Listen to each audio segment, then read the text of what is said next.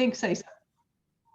There you go. It always There you feels go. so official, doesn't it? So welcome everybody. This is the July meeting of the Nevada County Camera Club. Glad to see you all. My name is Rachel Rosenthal, if I haven't met you, and I'm this year's president of the club. So I've got a couple of announcements, and then there might be some other board members who have announcements as well. And then Kathy Triolo, our vice president, will introduce Joe Edelman, our speaker for this evening.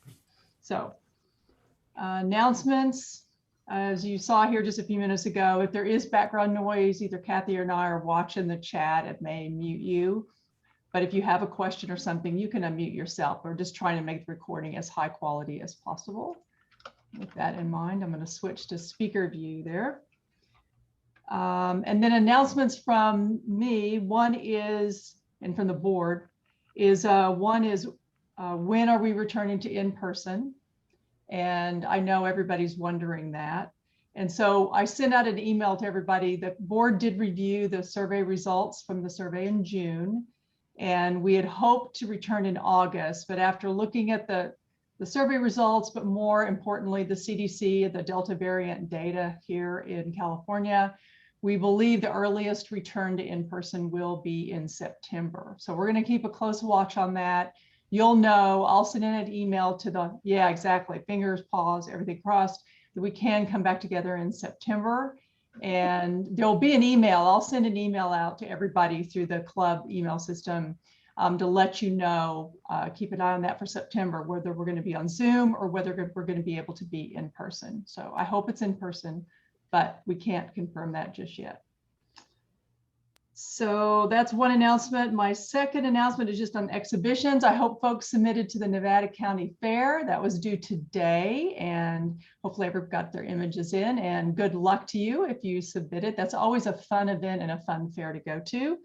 And Joe, it's too bad you're not out this way. It's just the cutest little county fair you've ever seen, in the trees, and it's just lovely. It's a small town fair. Very, very well Sounds like done. fun. Yeah, it's very, very nice.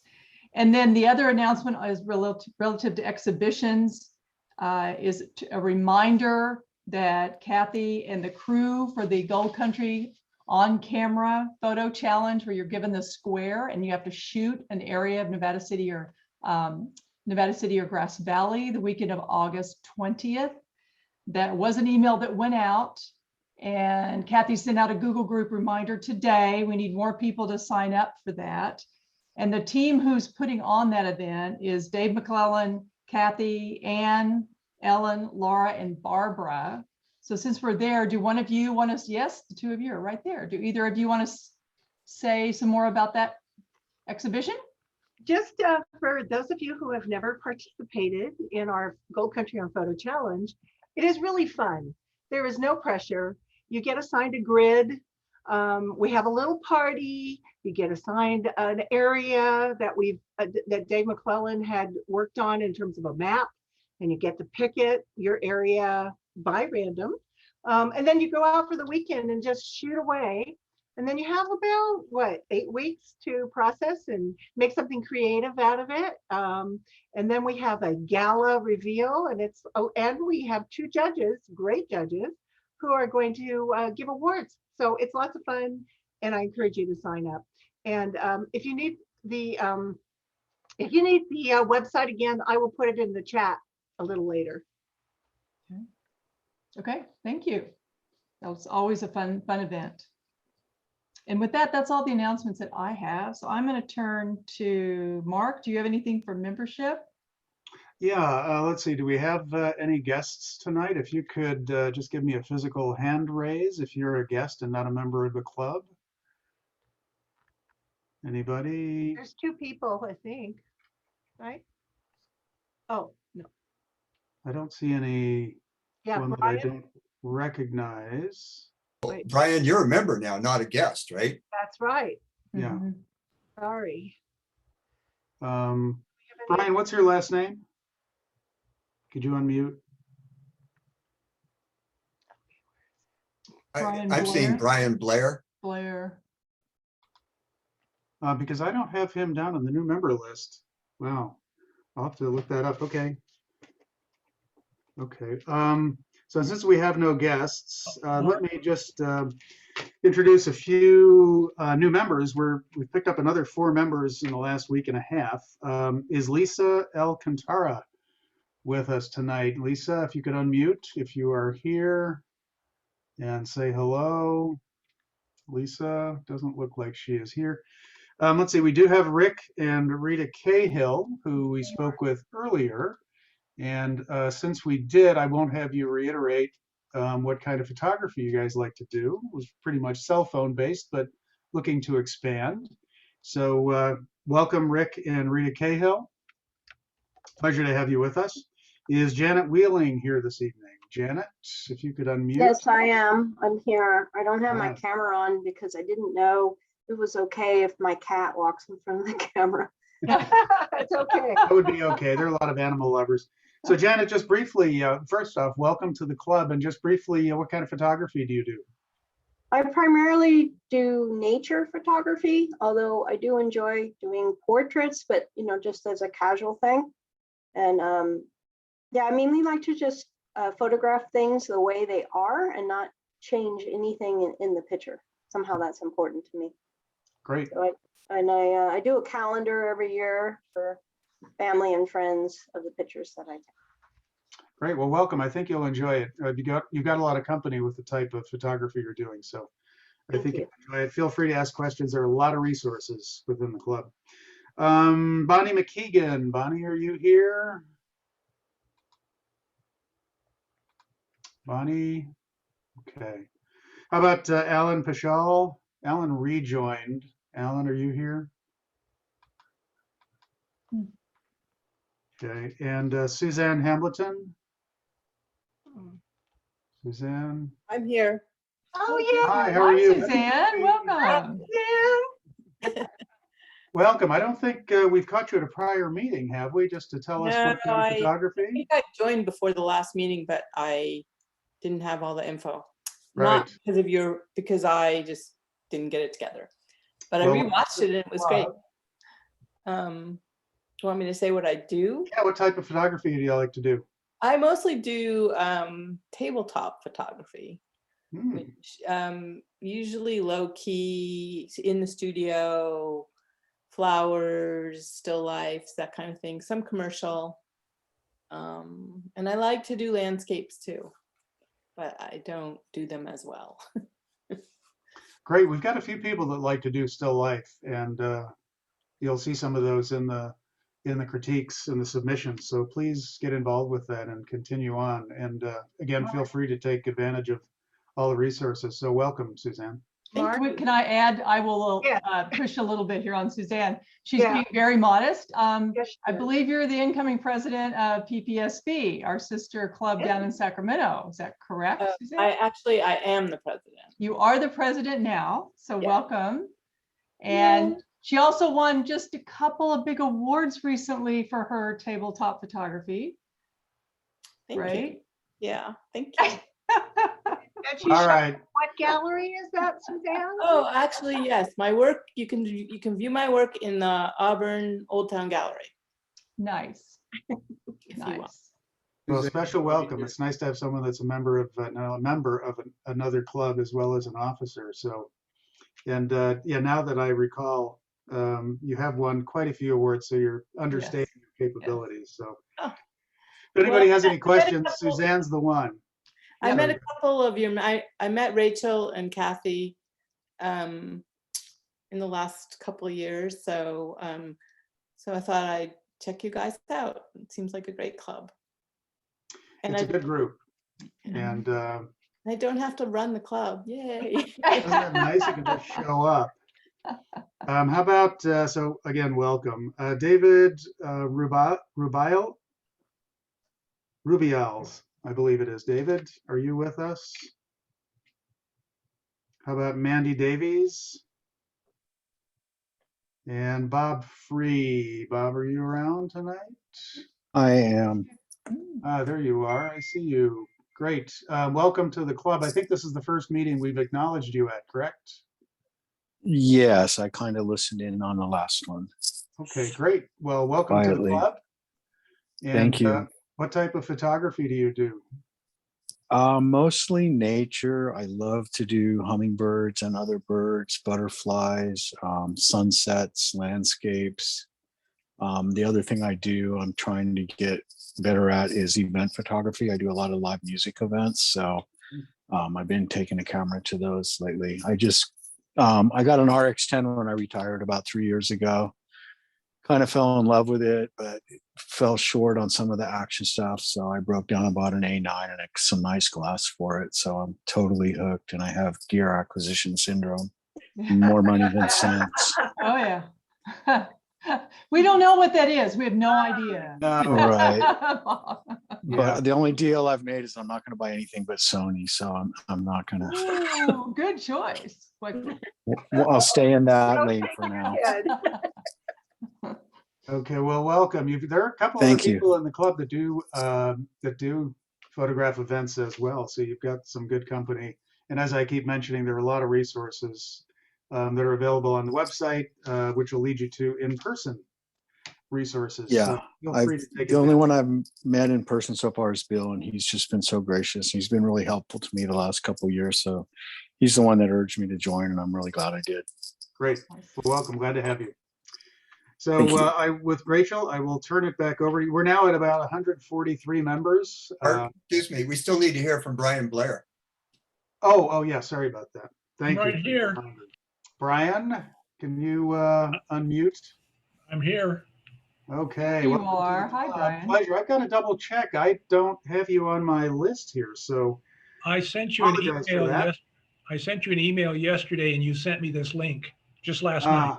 Okay. But I don't know why you're not listed on my membership list, so I will check into that. How long ago did you send your membership in?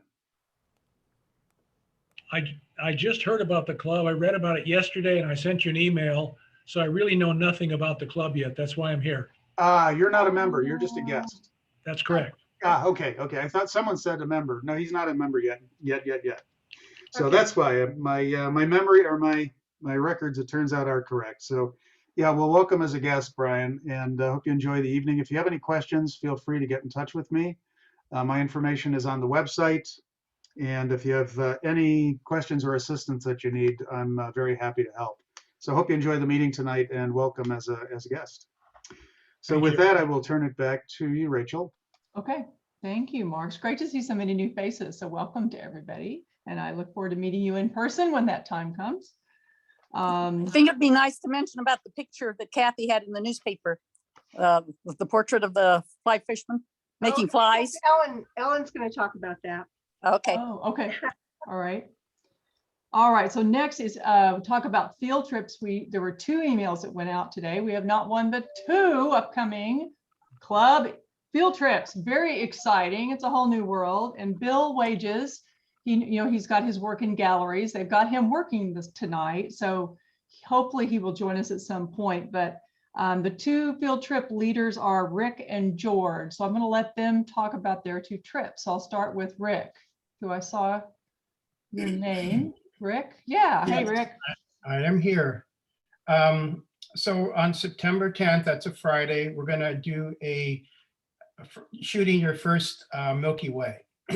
And Mike Weitzman did a really wonderful job last year presenting how to shoot the Milky Way as a little workshop before it got dark. So we're going to go to the Sierra Discovery Trail.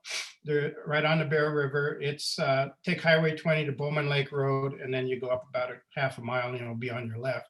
But they have some really nice picnic tables there along the river, and just a beautiful place to be. We'll have a picnic, bring your own. And then Mike will do his presentation, and then we'll go to the open field in Bear Valley it'll accommodate quite a few people. We already have 16 signed up just in the first day. So I think it's going to be a popular event, and there'll be people knowledgeable in both Nikon, Sony, and Canon. So if you have that particular camera and you need help, there'll be people available to help you focus at night, because it's all manual photography. So people new to that will probably need a little help. So anyway, we hope it's kind of the end of summer event, so we hope everybody is able to attend. Okay. And so there's a link, just to reiterate, if you want to go, check your email, and there's a link embedded in the email to sign up. So, Right. okay. All right. Thank you, Rick. And then to George. Yes, in October 3rd to the 6th, we will have a trip to Death Valley. We can't hear you, George. Yeah, the volume is. That's my web access that is problem. So anyway, trying to speak louder. So the Death Valley trip will be between the 3rd and 6th of October. There will be multiple locations, both morning and evening. We will have some night photography. Nothing difficult in regards to hiking. All the location will be within probably 200 yards from the car. We might have a little adventure to the racetrack, that will depend on the available vehicles. Four-wheel drive is required. If we don't have the vehicles for skip application, that is. Otherwise, I define a theory. It's still flexible, but it depends on what happens from now to October. On the way back, we would stop to the Alabama Hills and to the ghost town of Boat. Okay, so there will be more information. Okay, and I don't know, I think he's done. Sorry, George. If you didn't hear, I was having a hard time. There was an email that was sent out right before the meeting started to all the club members on Death Valley trip. It's October 3rd through the 6th. And in that email, again, is the place where you will click a link to go sign up. So please check your email. And then if you have questions, you can contact George directly. Okay. Okay. Cool. It's like, you know, we're coming back to life here, slowly but surely. Very, very exciting. All right. Thank you, Rick and Mike Weitzman and George, for leading those field trips. So next we'll go to gallery shows. Dave McClellan and Ellen Davis. So would you like to share with us what's going on? Sure. Okay. Dave and Kathy got the show hung, and it's the Creative Portrait Show. So, and that's currently up in Nevada City Picture Framing, and that'll be up through October 2nd. They will be closed for a week, August 3rd to the 10th. And, but other than that, it'll be up through the 2nd. There's a Facebook event page, so you can go to that and check out the times, address, you know, all that kind of stuff. And yes, and there's an article on the show in both the Union and Ubinet, and there are other outlets. And then the one in the Union, the physical copy of it has Kathy's photo that she submitted to the show. And then the online one has photos from Douglas, Kathy, and Darby Allison. So, and so the next show that's coming up after this is actually going to be the Gold Country on Camera Challenge. And so then after that, Dave and I will get our heads together and start planning out the next crop of shows. Right. All right. Thank you. Thank you, guys. All right. So let me ask, are there any other announcements? I know of at least one. So Mike Shea. Yeah, so the Grass Valley Courtyard Suites is going to be displaying my photographs in their lobby during the month of August. Nice. It's located at 210 North Auburn Street in Grass Valley, right up the street from the South Pine Cafe, which is at the corner of North Auburn and Richardson. So if you've never eaten at the South Pine, I totally recommend it. It's open from 8 a.m. in the morning to 3 p.m. in the afternoon. They have great breakfasts and lunches. And there's a parking lot right across the street from it. And there's usually a lot of parking around that area. But anyway, so if you're in the area or go check it out. So the lobby of the Grass Valley Courtyard Suites, 210 North Auburn Street, Grass Valley, month of August. Congratulations, Mike. Very cool. Okay, thank you. Any other announcements? I have a show I'm in. If anybody is going to be in the San Mateo Coast area, the weekend of August 20th. It's South Coast Artists Association, and the show is in Pescadero at Harley's Goat Farm. And so we have our show will be at the goat farm, inside, outside. And if you happen to be on the San Mateo coast, it'll be a nice, cool weather, and come by and see the show. Well, do you get to pet a goat while you view the art? Yes, you buy goat cheese and see art and a lot of fun things. So, right. And we have a reception on Friday night too. Very nice. All right. Congratulations. All right. Anybody else? Any other announcements? Okay. All right. With that, I will turn it over to Kathy Triolo, our Vice President and Program Chair. All right. Thank you very much, Rachel.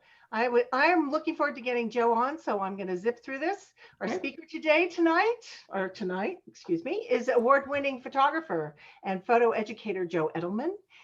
As he said before, he's from Allentown. He's honored to hold the title of Olympus Visionary Photographer. His mission is to help photographers develop a solid understanding of the hows and the whys behind making consistently great photographs. His career has spanned 5 decades. He doesn't look that old. From his start as an award-winning newspaper photojournalist to his work today photographing a diverse section of people and serving as a photo educator who motivates and educates new and experienced photographers all over the world. He takes great pride in sharing his experience as the host of the weekly Tog Chat photography podcast, and via his popular YouTube channel that boasts over 174,000 subscribers in 114 countries. In addition to the Olympus Visionary team, Joe is a member of the Tether Tools Pro team, a Stella Pro Champion of Light, a Delkin Devices Image Maker, a PhotoFlex Light Leader, and a featured photographer by Savage Universal. So with that, it is absolutely my pleasure to turn this over to Joe. Hey gang, thank you so much, Kathy. Thank you for that introduction. I'll send the check. Before I get any further in, I want to take advantage of this. So many of you have your cameras on. I'm going to ask you, please leave them on. There's nothing worse than talking to a bunch of gray boxes. And this is going to be an interactive talk. So I am going to need you to participate and help me out. And I promise the participation part, it's kind of fun. It's something that you've never done before in a camera club talk, I promise. Okay? So that said, my name is Joe Edelman. I hope that you are all ready for about 90 minutes of some photographic enlightenment. My goal tonight is to kind of prompt and prod and challenge some of your thought processes to hopefully help you improve. And of course, I do hope you're all healthy and safe and finding time to use your cameras and take lots of pictures, because we know there's no better way to improve your photography than to shoot. So I'm sure by now that you guys are all probably like pros with Zoom, but just to do a quick tour of my virtual setup here, because I do it a little bit different than some other presenters that you may have seen. And I want to make sure that you can interact and that you don't miss anything that happens during the presentation, right? So the main section where you see me talking right now, that's of course where all the learning is going to happen. It'll all be right here. I won't be doing the normal screen share stuff and that. So what you want to do, if I'm not big on your screen right now, look to the upper right-hand corner for this symbol that you see next to me. It's the speaker view button. Click on it. That way I'm going to take up your whole screen and you're going to be able to see things a whole lot better. Also by now, I'm sure you all know where the chat window is, but just in case you don't, right down below me in the middle of the screen, you should see a button that looks pretty much like that. Make sure that you click on that and open up the chat window. It should appear on the right side of your screen. And do me a favor, just to make sure that everybody's at least awake to get started, take a second, type in your name, and let me know exactly where you are in the world. I don't need a street address, town's fine, but type it in. It's always fun to see where people are attending from, okay? And while you're typing, I will tell you that I am going to do a Q&A at the end of the presentation. I will, of course, pull the questions out of the chat.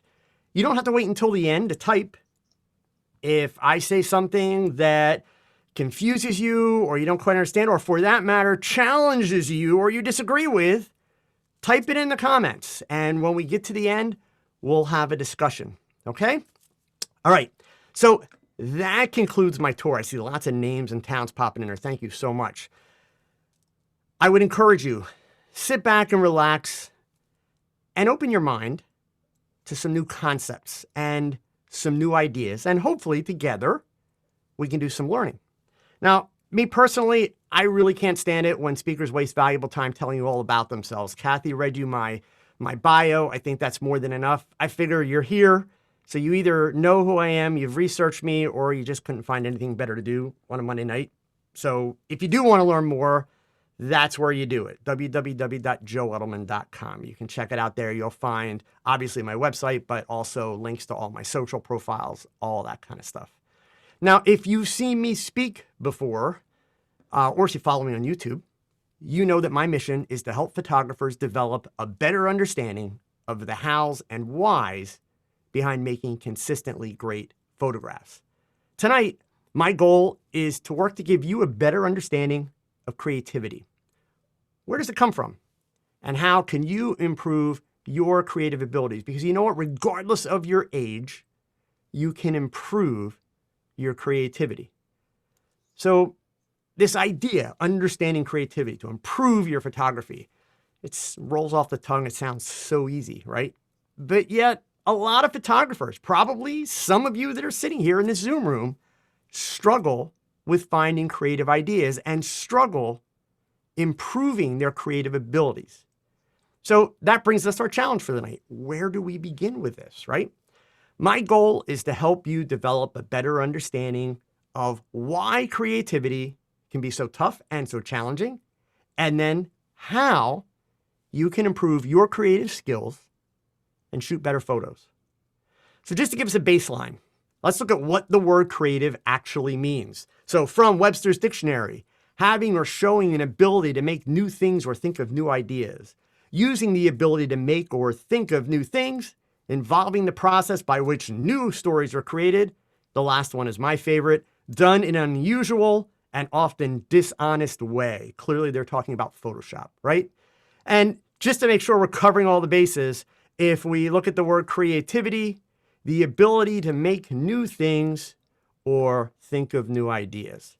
Now, I want you to notice that there was a word that's missing from both of those definitions.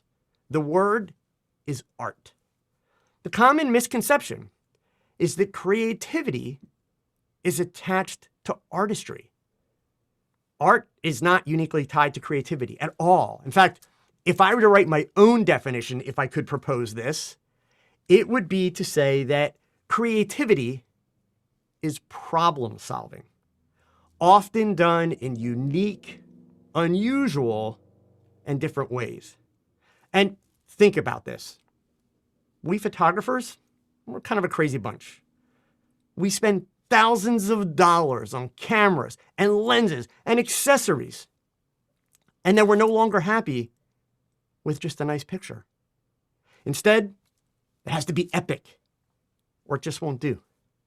So we spend all this money, we see something that we want to photograph, and immediately we create a problem for ourselves that has to be solved. How do I make an epic photograph from this scene? So now what happens is the most creative among us, we will find a way to solve that problem in a unique or an unusual manner. The technicians, the engineers, they'll solve the problem in a way that has been tried, tested, and proven to work well. And then the lazy among us will copy something that they saw on Google or YouTube and usually copy it poorly, I might add. So I want to give you some real world examples from my career of problem solving, creative problem solving. First one, this is a shot that I actually did in the year 2001. So for all of you that are megapixel junkies, that means in 2001, it was taken with a Nikon D1, all of 2.5 megapixels. Oh my God, how did we survive with 2.5 megapixels? Think about that. So I had actually done an image of this in black and white when I was 15 years old. And when I was 15 years old, I did it really old school, meaning I collected a whole bunch of light bulbs. And I used a piece of bubble gum and balanced the light bulb.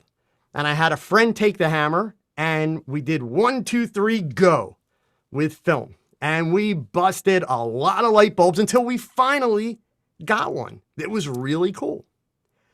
Digital technology came along and I decided, you know what? I want to repeat this.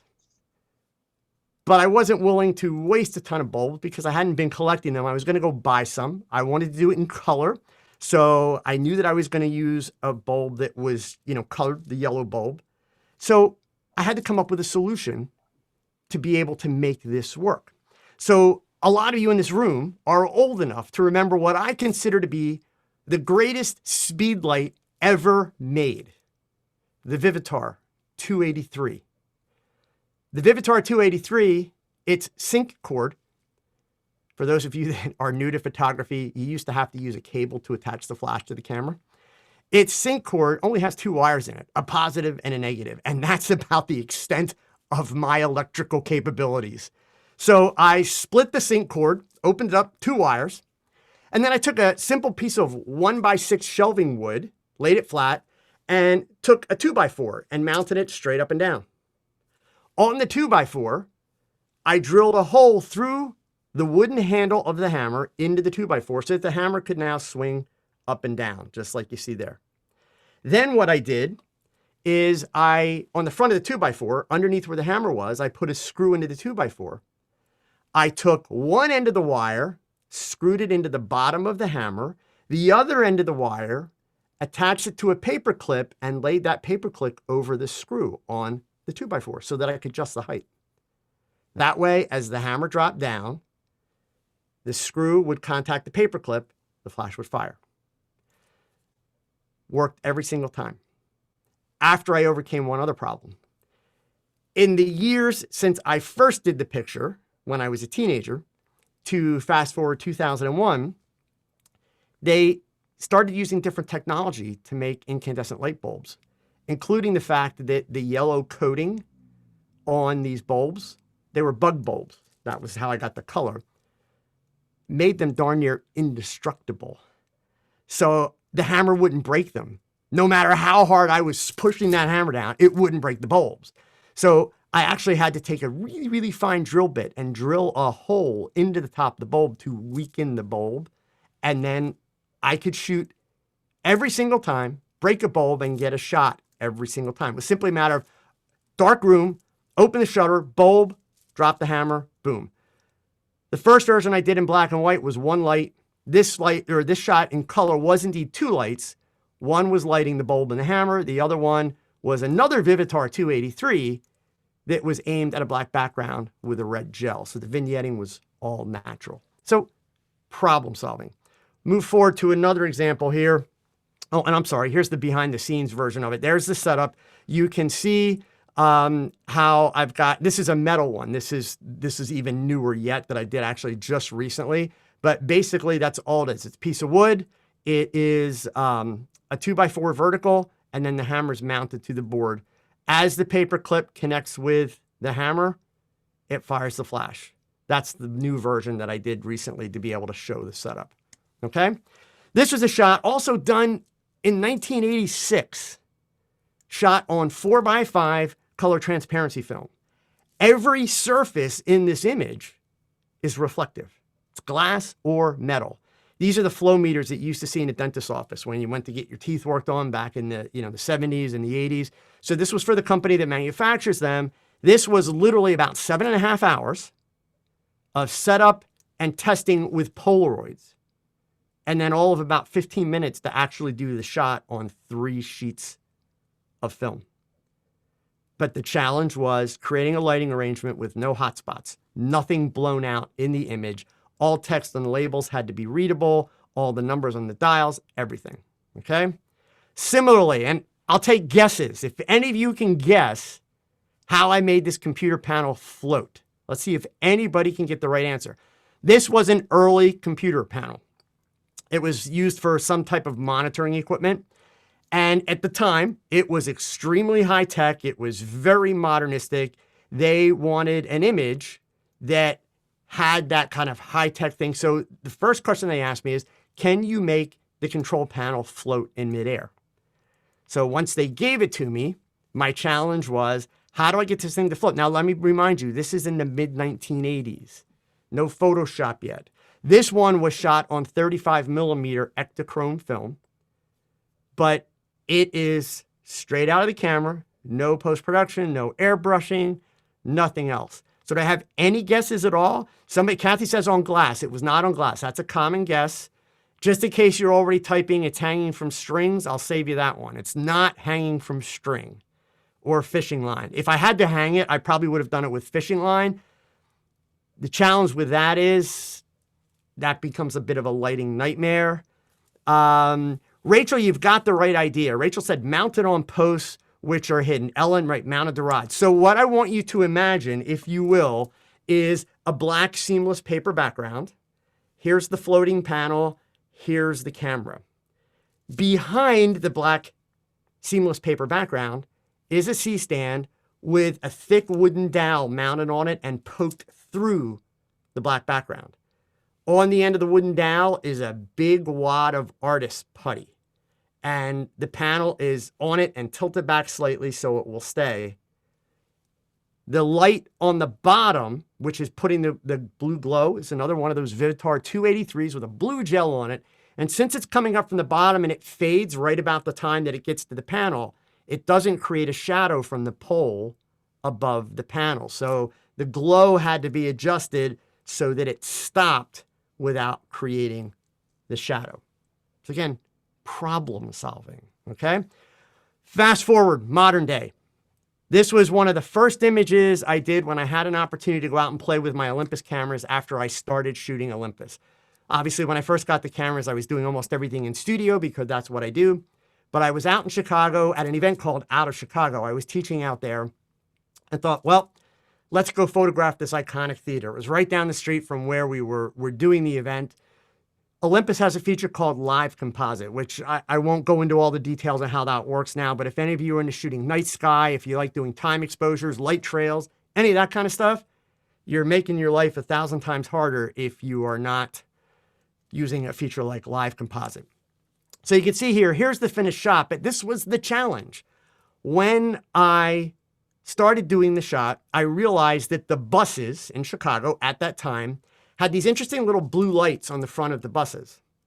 And the blue lights were the perfect color to add some accents to the orange and the red. And of course, I had a little bit of blue in the sky because I shot this right at the end of the blue hour.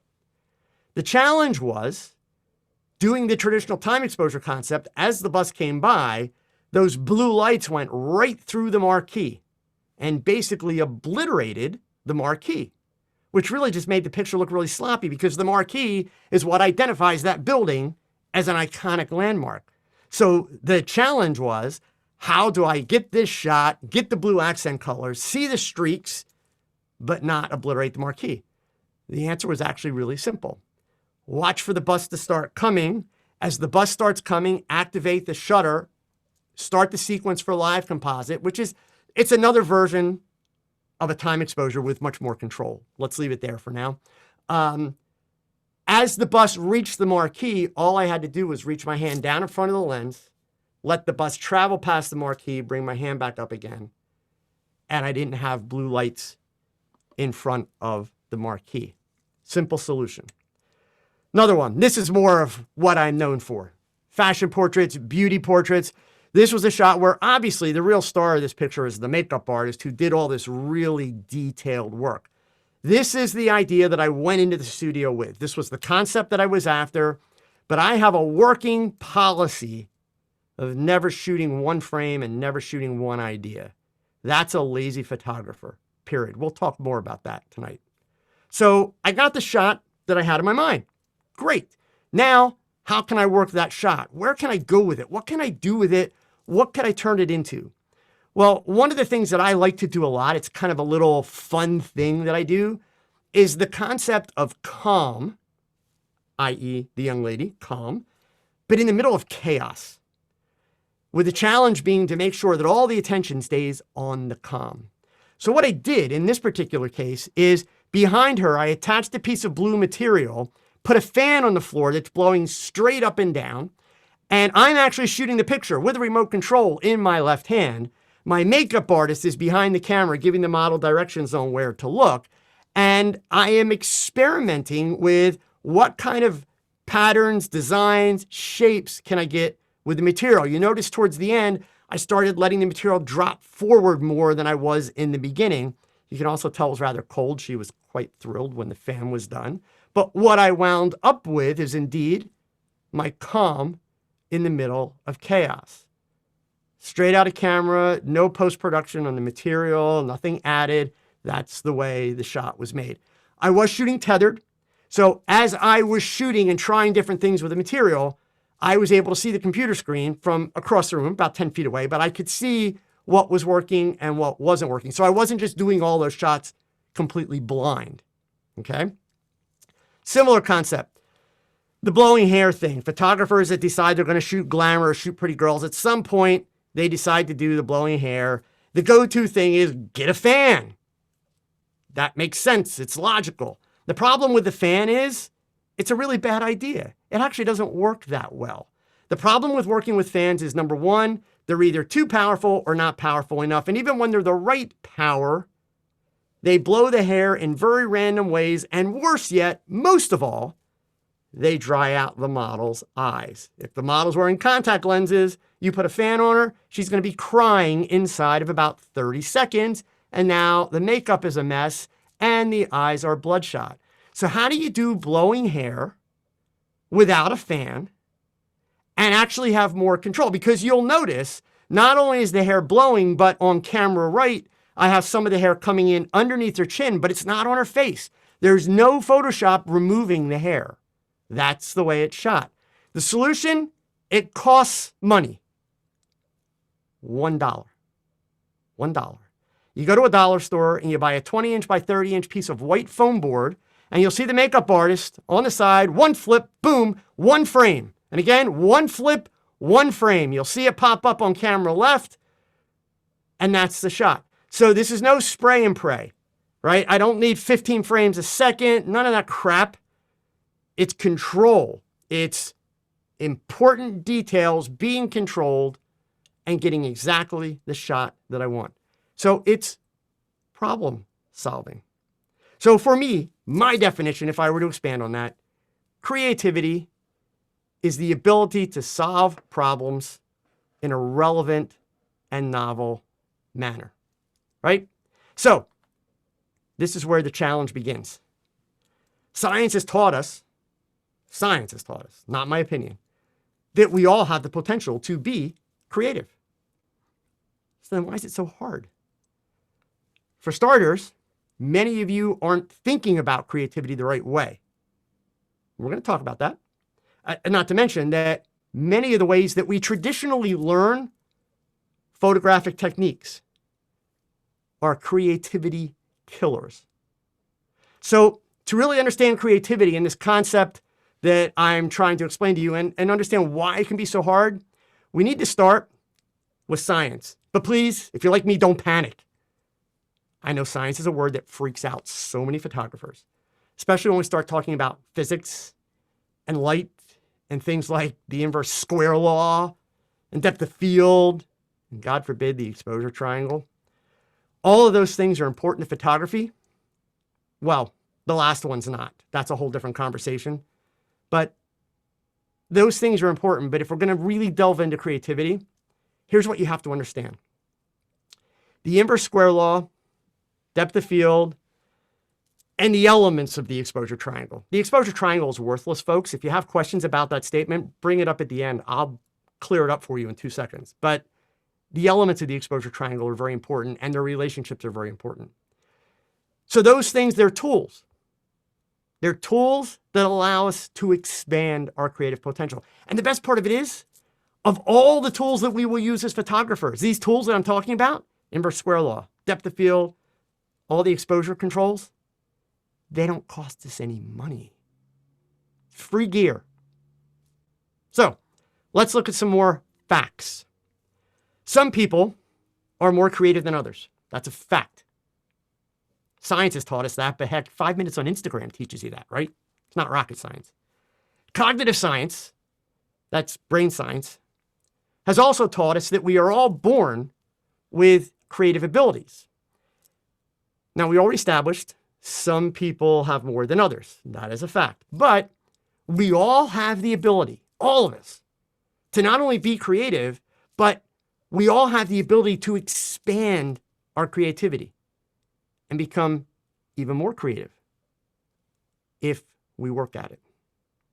So, back to the same question. Why is it so hard? So, I want to give you some proof along the way here. What it comes down to is even the most creative among us, we are challenged. We're challenged because we're human. We all face certain obstacles that hinder our ability to be great photographers and to ultimately become more creative. So let's start with some research results. Science teaches us that 75% of all sighted people, meaning you and me, you're all watching me, we look at things, but we do not see things. Now think about the number, 75%. And that comes from cognitive psychologists at prestigious institutions like Harvard, University of Illinois, Muhlenberg College. They have determined this through research. And we're going to explore and test some of that research in just a few minutes. So where does this leave us? Do you give up your camera? Do you resign yourself to taking boring or mundane, uncreative photographs? Hell no. But you're going to have to work hard. Nothing wrong with hard work. Great photographs don't come from lazy photographers, period.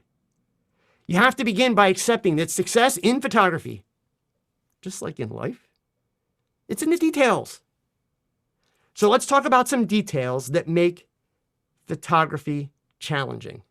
So I want to show you a photo here, and we can use the chat window for this.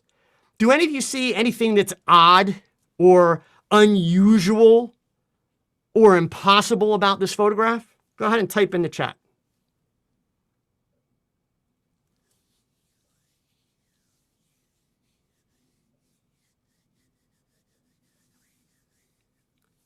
Rachel gets it right out of the box. Ding, ding, ding, ding. The rest of you can stop typing. The face is 100% symmetrical. So there's a couple things here. And again, we're going to stick with science for a minute, right? I don't care about opinions. I don't care if you like it. I don't care if you think it's too Photoshop. I don't care. Keep it to yourself. Nobody wants opinions tonight. I will actually mention a few opinions. I'll be very clear about labeling them opinions. Otherwise, we're staying science-based, okay? So if you ever meet a person who is completely symmetrical in the face, it would be wise of you to not walk, but run in the other direction. The aliens have landed. It's all over.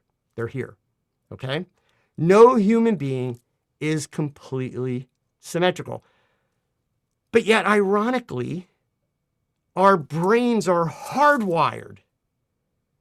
The number one marker in the human brain for beauty is symmetry. And that applies to looking at both male and female faces.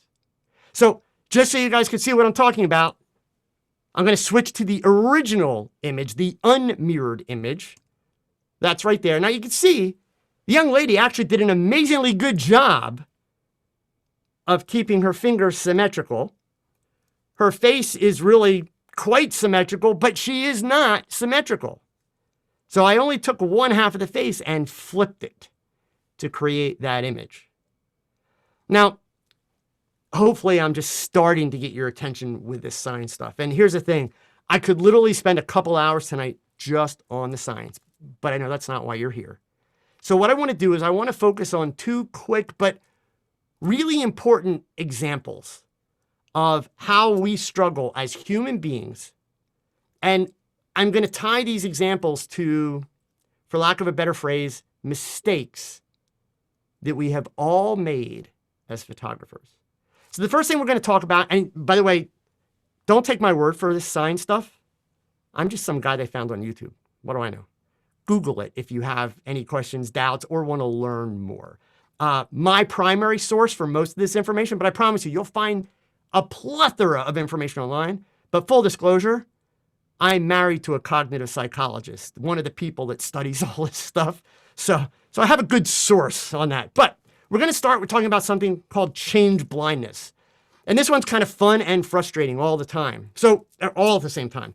To give you the definition, okay, it's a bit wordy, but then I'll give you the simple version. Change blindness is a perceptual phenomenon that occurs when a change in a visual stimulus is introduced and the observer does not notice it. So basically what it's saying is we don't see changes happen in front of us. Like literally things change right in front of our eyes, even when they would seem very obvious. We often miss them. In fact, if the meaning of the scene in front of you doesn't change, you tend to not see the change. Now, I want you guys to remember as we go into these two tests that we're going to do. Number one, please don't cheat. If you see me do it before, or when I get to the second test, you might have seen something like it on the internet before, don't tip off and start typing the answer in. Don't let everybody know that you're smarter than everybody, because that actually just ruins the test. Let's see how we all do. So I want you to all to watch very closely. I'm about to show you another photo. Now, this photo is only going to be on the screen for a few seconds, and then you'll see a flash of white, and the photo will come back to the screen. What I'm asking you to do is to tell me what changes from when you first see it to when you second see it. And again, you'll be able to start typing as soon as you're ready. Here comes the photo. Okay, who can tell me what changed? Go ahead and use the chat, type in your responses. I'll stop you from typing as soon as we get the first right answer. I know some of you are thinking, oh, it was like way too quick. I can't tell. It was quick. I'm going to give you another shot at one, but anybody? Any guesses? David's got the person in the car. So that's the big obvious change. Yes, David, you're right. But we're not done. Something else changed. And it was right around the person in the car. Did anybody notice it? I'm going to give you like 10 seconds. If you did, just all you got to do is say yes or say what it is. And then I'm going to show you guys what we missed. Nope, traffic light didn't change. Okay, so if you look at the person in the car right now, it is former President Barack Obama sitting in the car. That's something that would not be normal, especially not in the middle of downtown Berlin, where this particular picture is taken. So if you watch that car window, I'm going to switch back to the original shot. And your first example of change blindness is the fact that not only did the person in the car change, but there was a pole in front of that door.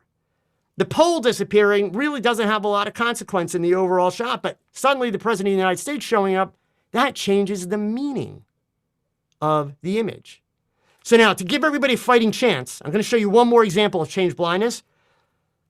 This one actually has 3 sets of changes. You don't have to get all 3, but basically it means I'm giving you 3 opportunities to see something change in the image. So just like before, picture's going to come on the screen, there will be a flash of white, and it will come back. You ready? Here we go.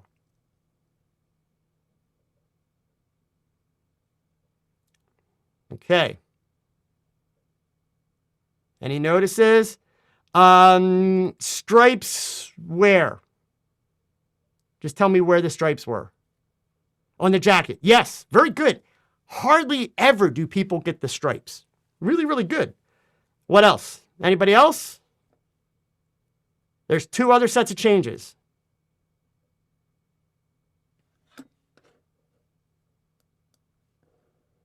No other guesses. All right, here. I'm just going to turn my mouse on so you guys can see it here. Let's see. Make sure. Yeah, you can see my mouse now. All right. So here's where I want you to watch. I'm going to circle the areas. I want you to watch this frame right here that's got the 3 little mats cut out in it. I want you to watch these 2 frames at the end of the hallway, the 2 gold ones. And then the stripes that we're talking about are on the back of the woman's sweater, right? So I'm going to switch to the original. Notice we went to 4, these two switch place, and there are the stripes. So back again, there's the switch. Okay. All right. So that is change blindness, right? Now, hopefully you're beginning to understand there's even more to this than I originally started with. Because believe me, this is just two things so far that we've looked at. But really, there's a whole plethora of reasons that we are virtually blind when it comes to details and the fact that we have to work so hard. So the next one, this is my favorite one. So you do need to pay attention here. You will have more time than the last one to see what's going on, okay? I'm going to show you a short video. Now, this is the one again, let me just say this in advance. Some of you may have seen either me do it before, in which case, please don't participate, or you may have seen something like it online and think you know what's going to happen. And you may not be wrong, but also don't assume that you're completely right. So just please follow along. Only respond when I ask for a response. Do not offer any information that you think is valuable if I don't ask for it. Okay? So in this video that I'm going to show you, I have a simple task for you to do. So you have to pay attention to the video. When the video starts, you're going to see three young ladies, college-age women, and wearing white t-shirts. And you'll see three young ladies wearing black t-shirts. So 6 young women, 3 with white shirts, 3 with black shirts. So when the video starts, the girls are going to be passing a basketball around. Each group of 3 girls has its own ball. So the 3 girls in white have a ball, the 3 girls in black have a ball. Here's your task. I need you to watch the video closely, and I need you to count how many times the women wearing the white t-shirts pass the ball. And for this one, it would be really, really helpful if all of you type answers in. Don't worry about being wrong. Please don't worry about being wrong. I really would like for all of you to see that 75%, 25% difference that I mentioned. I promise you it's here. So again, you may have seen this before, one like it. Please complete the task. Don't get ahead. Don't assume you know what the outcome is. So here's the video. How many times do the women in white pass the ball? Here we go.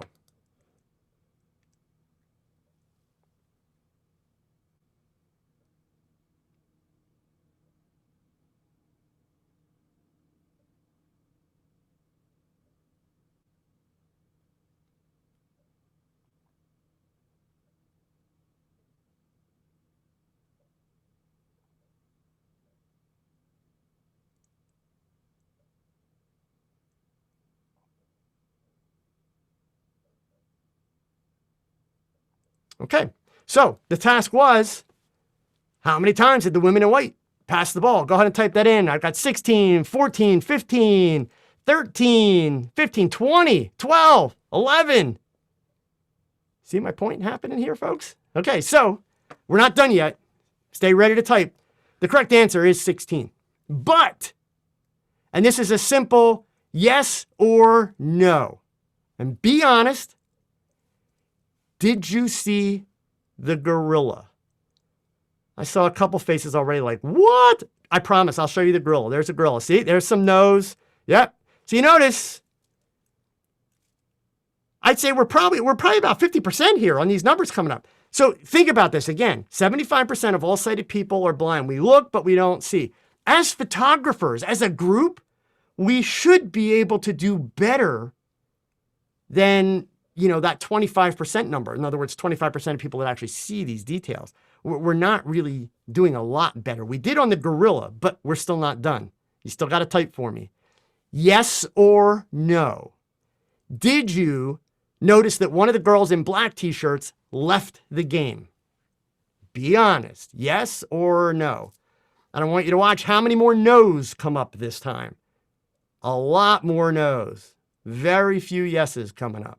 Okay, so you see how that number's starting to drop down. And we're not done yet. I got one more question for you.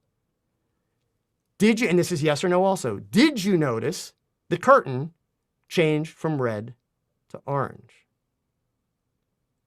Look at all the no's. How about that? So let's start with a replay of the video. In fact, let me turn my cursor back on so that I can point things out to you. So I'm going to give you a play-by-play as we go through this time. So as we start, the curtain is red, okay? They're passing the ball around. This is the young lady that you're going to watch. She's going to go all the way around and she's going to leave the game. So she's going to come back to this side. When she gets to this side, she's going to pass the ball and the gorilla is going to walk in right behind her. She passes. There's the gorilla. He's going to come in. He's going to pound his chest. Please pay attention to curtain color. It is changing as we speak to orange. So now, why did I ask you to count the amount of passes if the point was, all of these other things, right? At the end of the day, there are a lot of reasons why we take bad photos. And I've shown you just 2 of the reasons, but I get it. Some of you still may not get the correlation. So let me ask you this question. You don't have to type, but I do want you to be honest with your answer, and you can watch my response because I'll give you my response also. How many of you at some point in your photography life, so I don't care if you were shooting with an iPhone or, an expensive Nikon, Canon, Sony, whatever. How many of you have taken a photo of a person with a pole or a tree or a mailbox sticking out of their back or the top of their head or their shoulders? And what, if you're not raising your hand, you're lying, straight up lying, okay? You have, and if you're being honest with yourselves, you know you've done it more than once. So how does that happen? How do we take pictures where we think it's a great shot, we're really excited, and we go back, and digital now, we put it in the computer and we look at it, and all of a sudden, where did that come from? Obviously, it was there when you took the picture. It is the result of inattentional blindness. You were task-oriented, interacting with your subject. You were paying attention to that subject. The pole was there, the mailbox was there, but you don't notice it, and you don't see it until you get home and you look at the photos. So the first reason why we struggle to improve our creativity is this cognitive science. The second reason we struggle, okay? And this is where we're going to start to bring this home a little bit more. Humans, all of us, as a species, we are hardwired to be lazy. So I'm not insulting you, that's science. We have evolved as a species to conserve energy. That is a priority for us as a species. So even, face it, even with our technology, we work to make it smaller, lighter, faster, and smarter so that we don't have to work so hard.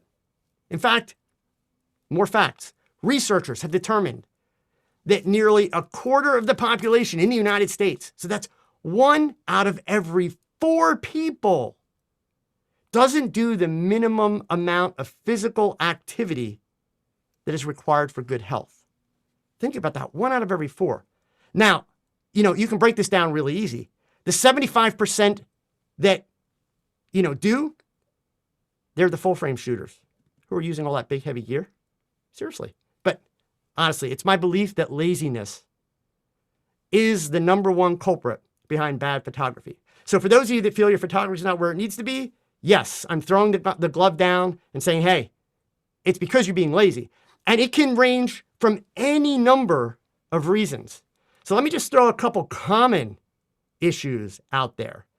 And this doesn't just apply to newbies. This applies to experienced photographers. So when I say lazy, I'm talking about too lazy to read the manual. Yeah, too lazy to pick up a camera and actually practice. Too lazy to learn how to properly process your images. Because like it or not, folks, digital images are intended to be processed. Too lazy to learn how to solve problems instead of going to YouTube.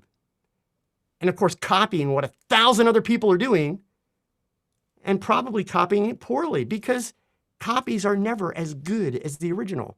You're all old enough to remember Xerox. So the third reason that we struggle, and now I'm going to get some of your attention. Some of you aren't going to like what I have to say. So we can talk about it at the end. The third reason we struggle is programming. We are programmed to kill creativity. Starting in grade school, we are taught that there's a right and a wrong way to do things. In other words, we are taught, here's that word, we are taught that there is a rule for everything. So my first tip for all of you, if you want to improve your photography, remember what your mama taught you. Rule's a 4-letter word. Don't use 4-letter words. Science has proven, I have not gotten to the opinion stuff yet. I'm still in science, folks. Science has proven that rules are creativity killers. They put you in a box. And please, I'm talking to a camera club, so I got to stop you before you think it or say it or type it. Please don't do it. Don't be the photographer that says, oh, you have to learn the rules to break the rules. That's the biggest bunch of crap ever spewed. Simple fact. Once you learn the rules, you're in the box. You are then fighting your own natural instincts to be lazy, to get out of the box, to be creative. But again, folks, I'm just some guy they found on YouTube. Don't take my word for any of this. Do a little bit of research of your own. Learn about the history of the rules. Learn about where the rule of thirds came from. Learn about where all this stuff developed from. It goes all the way back to the grandmaster artists. You know, the Rembrandts, the Renoirs, all those people, they had no rules. There were these other artists that weren't very good.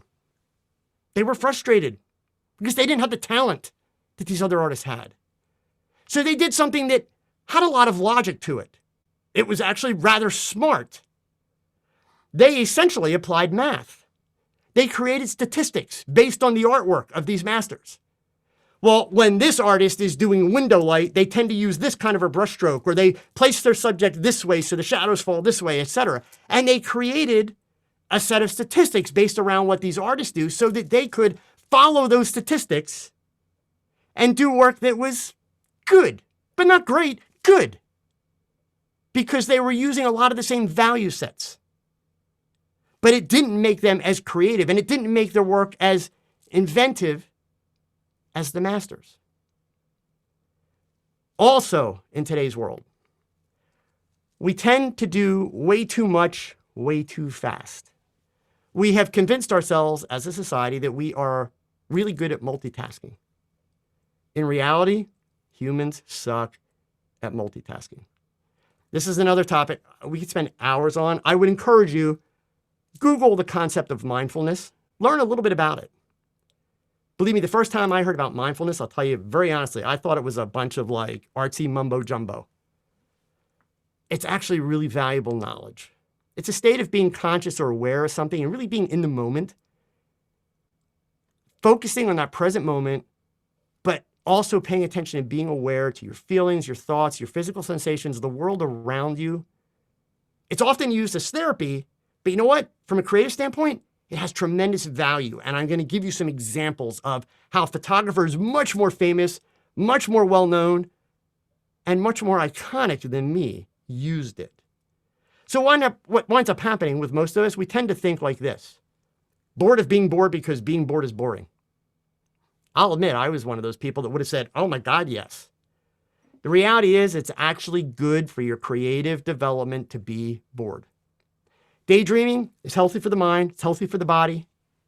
In today's society, as I said, we work too fast, we work too much, and we kid ourselves by saying that we have to do this to succeed. All the while, the most truly successful people are working much less than the rest of us. So maybe they're onto something, right? Okay. Again, I could talk about science all night, but I know that you want some actual usable information. So let's turn a corner and let's start to answer some of those questions. How do we improve our creative abilities? So I'm going to give you my answer in two ways. First, I'm going to give you a list of things that I would recommend. I hate lists. Lists are lazy learning tools. But in today's world, we all like lists. So I'm going to give you a list first. But then I'm going to give you a homework assignment that if you're really serious about improving, you'll go and Google the little things that I'm going to tell you about at the end, and it will change your world. So let's start with a list. Step 1, slow down. Let yourself be bored. It's good to be bored. Daydream. I find that honestly, one of the best ways for me to do this is to actually put down my camera and to actually do things without my camera. Ansel Adams, your part of the world. He did this weekly. Talked about it in his writings, talked about it in his interviews. He'd go out scouting with nothing more than a number 90 yellow Ratten filter, a notebook, a pencil, and a cardboard cutout that would approximate the various lenses that he was thinking of using in that national park that he was at. He'd leave the cameras at home. He'd walk around taking notes, looking for subjects, looking for how the light struck them at various times of the day and various times of the year. He did this because he didn't want the camera to get in the way. He shot primarily with view cameras. And even if he was shooting with a Hasselblad, they're heavy, they're bulky. He wanted to be able to go out and see the best shots, the best opportunities. And then he would go back later to photograph what he wanted to photograph. And keep in mind today, you know, we have all kind of apps for that stuff too. Things like PhotoPills, Photographer's Ephemeris, Star Trek, Sun Surveyor. All those apps allow you to do some of that information. You still go see it. You should still put the camera down. But those apps allow you to figure out, you know, weather, lighting, shadows, all that kind of stuff without ever leaving your house. And by the way, for those of you that don't know what a number 90 yellow Ratten filter is, I know plenty of you are old enough to know that, but you look at those old black and white pictures like the ones that Ansel Adams did, where you have kind of the dark gray sky and the puffy white clouds.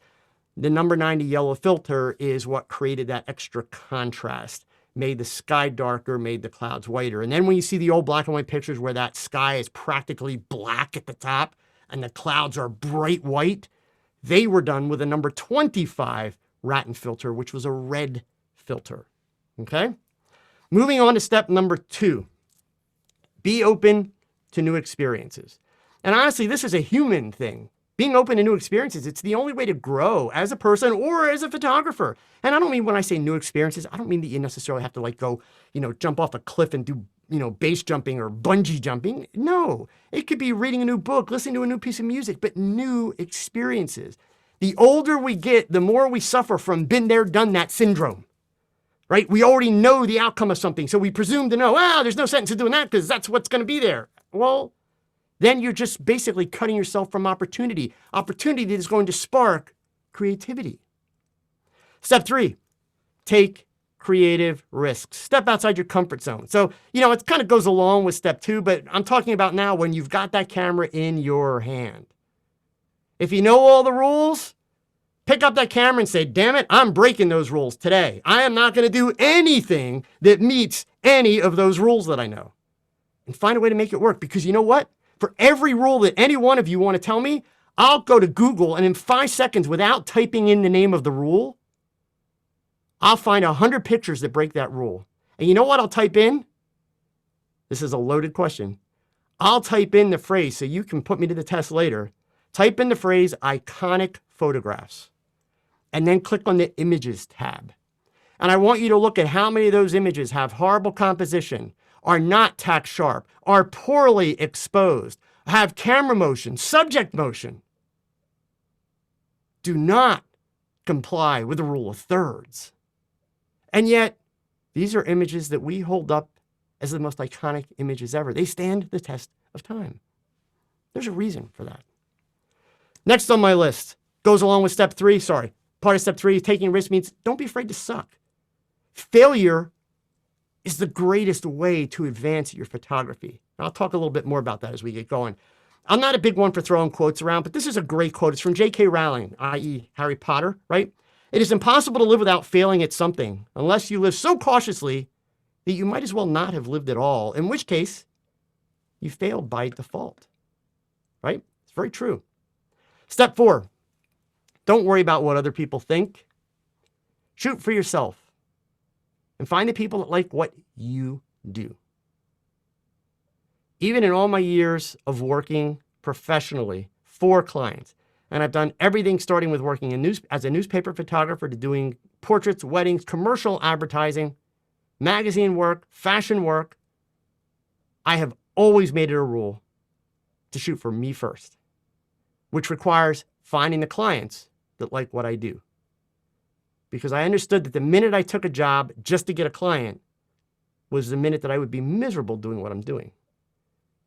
So just because I have social media doesn't mean that you have to comply. There's no law that says you have to comply with what some idiot on Facebook says you should be doing. Shoot for you. Find the people that like what you do. And along with that goes, stop looking at other people's photography. I was actually really lucky as a teenager. And to be clear, I am Mr. Technology, okay? I am sitting here in a room. I've got 3 big computer screens in front of me. I've got microphones. I've got lights. I've got tech out the wazoo here. I love the internet. But I was lucky as a teenager because it was pre-social media. So most of my photography, it had an audience of 1. That's it, 1. I had to be willing to look at my work and be honest with myself. Could I improve it? It's not up to somebody else to tell you, hey, your picture's not good. If you're relying on somebody to give you feedback on your images, you're doing it completely wrong. Because that person that's giving you the feedback is probably not going to say to you the following. Tell me why you took that picture. What were you trying to accomplish? Did you succeed? Did you accomplish what you wanted? How about the obstacles? What obstacles did you have to overcome? If you're photographing a portrait, for instance, was your subject happy with the image? Why did they want the image? Was it for business? Was it for pleasure? Was it for the mantle? Above the fireplace? What was it for? What settings did you use? Because the settings can help troubleshoot obvious problems in the image. And then last but not least, that person's not going to ask you. So if you could do it again, what would you do differently? Instead, you're going to say, hey, what do you think about this? I'm going to be like, yeah, that's good. You know what? Composition's off. It's too tight. Should have been looser. Should have been this. Should have been that. It's a bunch of freaking hot air, folks. It's hot air. It means nothing. I don't care if they're the most amazing photographer in the world. They are not you. They weren't there. They don't know why you took the picture. They don't know your skill level. They don't know what you were trying to accomplish. They can't read your mind. Remember, no other human being will have the same experience with your photographs as you do. Evaluate your own work. And by the way, there's a right way and a wrong way to ask for feedback. I will leave this with you because we're not going to have time for all that tonight, but I'm going to put a link in the chat so that you can check it out at your convenience. It's a video that I did about stop asking for constructive criticism and stop being so quick to give bad feedback. I promise you, if you really want to grow and you want the help of others, watch this video because it will make sure that you are asking the right questions to get the right information back. And it will make sure that you'll be able to evaluate the information that's coming back to you in terms of how good or valuable is that information. Just because the person giving it is amazing at what they do doesn't mean they're good at helping others. So check out that video. Number 6. Whoop, let me get that. There we go. Enjoy the task. Find your passion. I mean, honestly, if you can't, maybe you're just, wasting your time shooting the wrong stuff, right? And photography is a passion. And, then it comes down to, well, what genre or what genres? If you want to be able to make money, that's a little bit more of a concern. But even then, if you're sitting here thinking, well, I'd like to make money. I've been shooting for years, so it'd be great if I could make some money. Do yourself a big favor. So I'm going to save you a big rookie mistake. Don't have the thought process, well, I know you can make money doing portraits and weddings, so maybe I'll do that. Don't pick portraits and weddings if your favorite thing to shoot is insects or landscapes. You will fail at portraits and weddings, and you will fail at business because you have no passion for it. I hate to tell you, some of the highest paid photographers in the world are landscape photographers. That's a fact. Just Google the name Peter Lick. End of conversation. Okay? So people tell you, oh, you can't make money doing landscapes. Yeah, you can. What you can't do is you can't make money doing boring, mundane, run-of-the-mill, been there, done that a million times landscapes. You make money by creating art. Number 7, learn to collaborate. All of my work requires collaboration. Now, that comes across as pretty obvious to a lot of people because I'm working with models, makeup artists, but I don't care what genre you're shooting. It is important to work with people that have different views and different ideas and backgrounds than yours because that's what helps give you new influences, new ideas. It stretches you. So now how does a landscape photographer collaborate? Well, on the actual shot, you're not going to collaborate, right? But the fact of the matter is, you can go out with a buddy as a landscape photographer.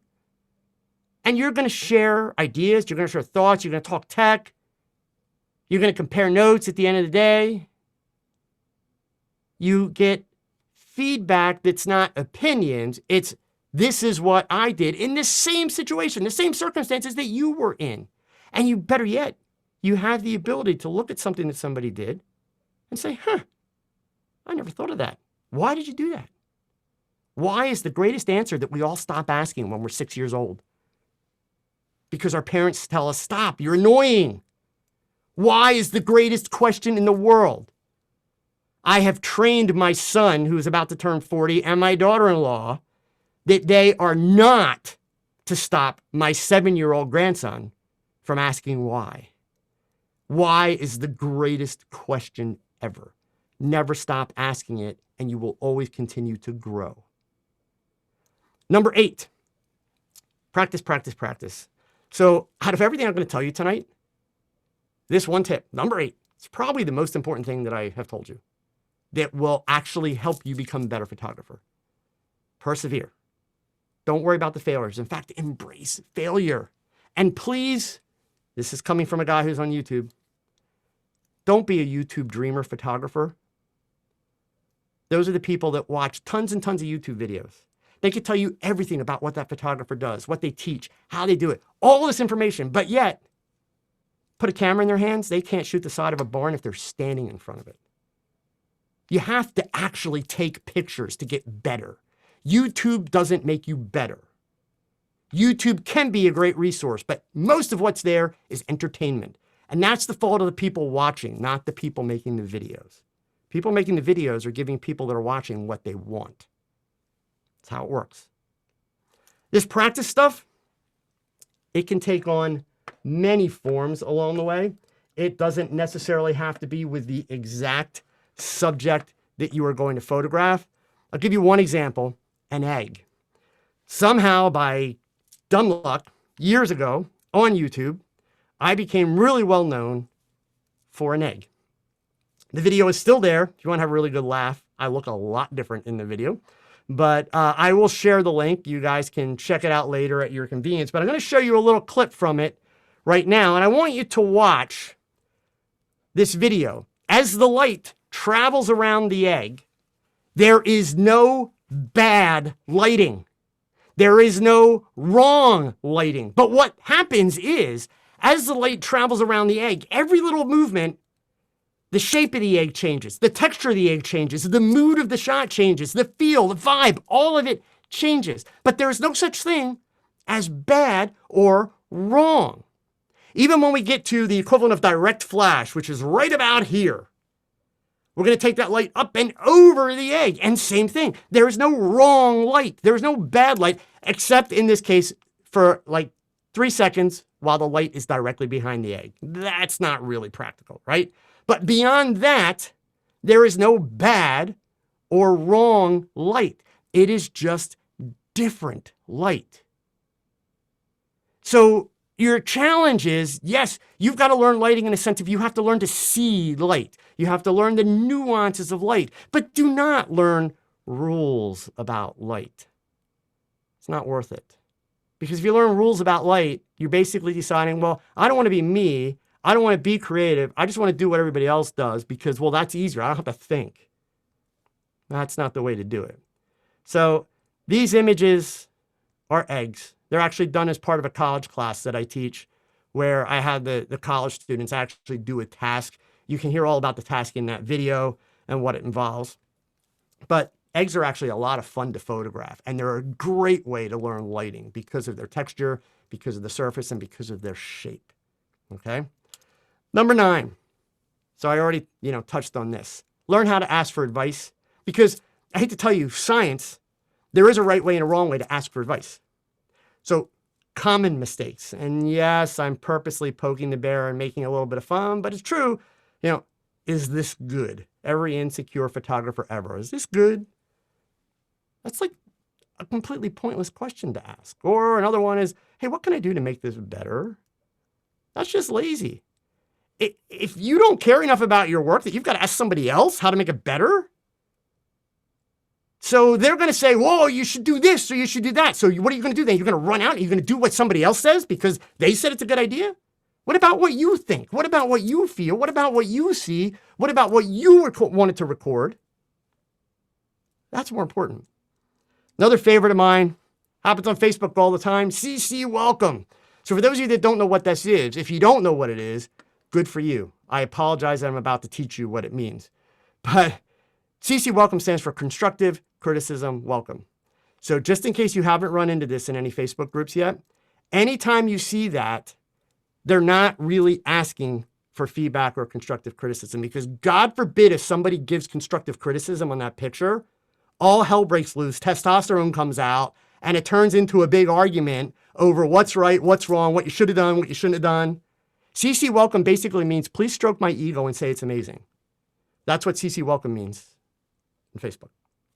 Another favorite of mine, what were your settings? Now, what were your settings isn't necessarily horrible, provided that there's context involved. So watch that video about critiques. But without context, what were your settings? Settings mean nothing without context.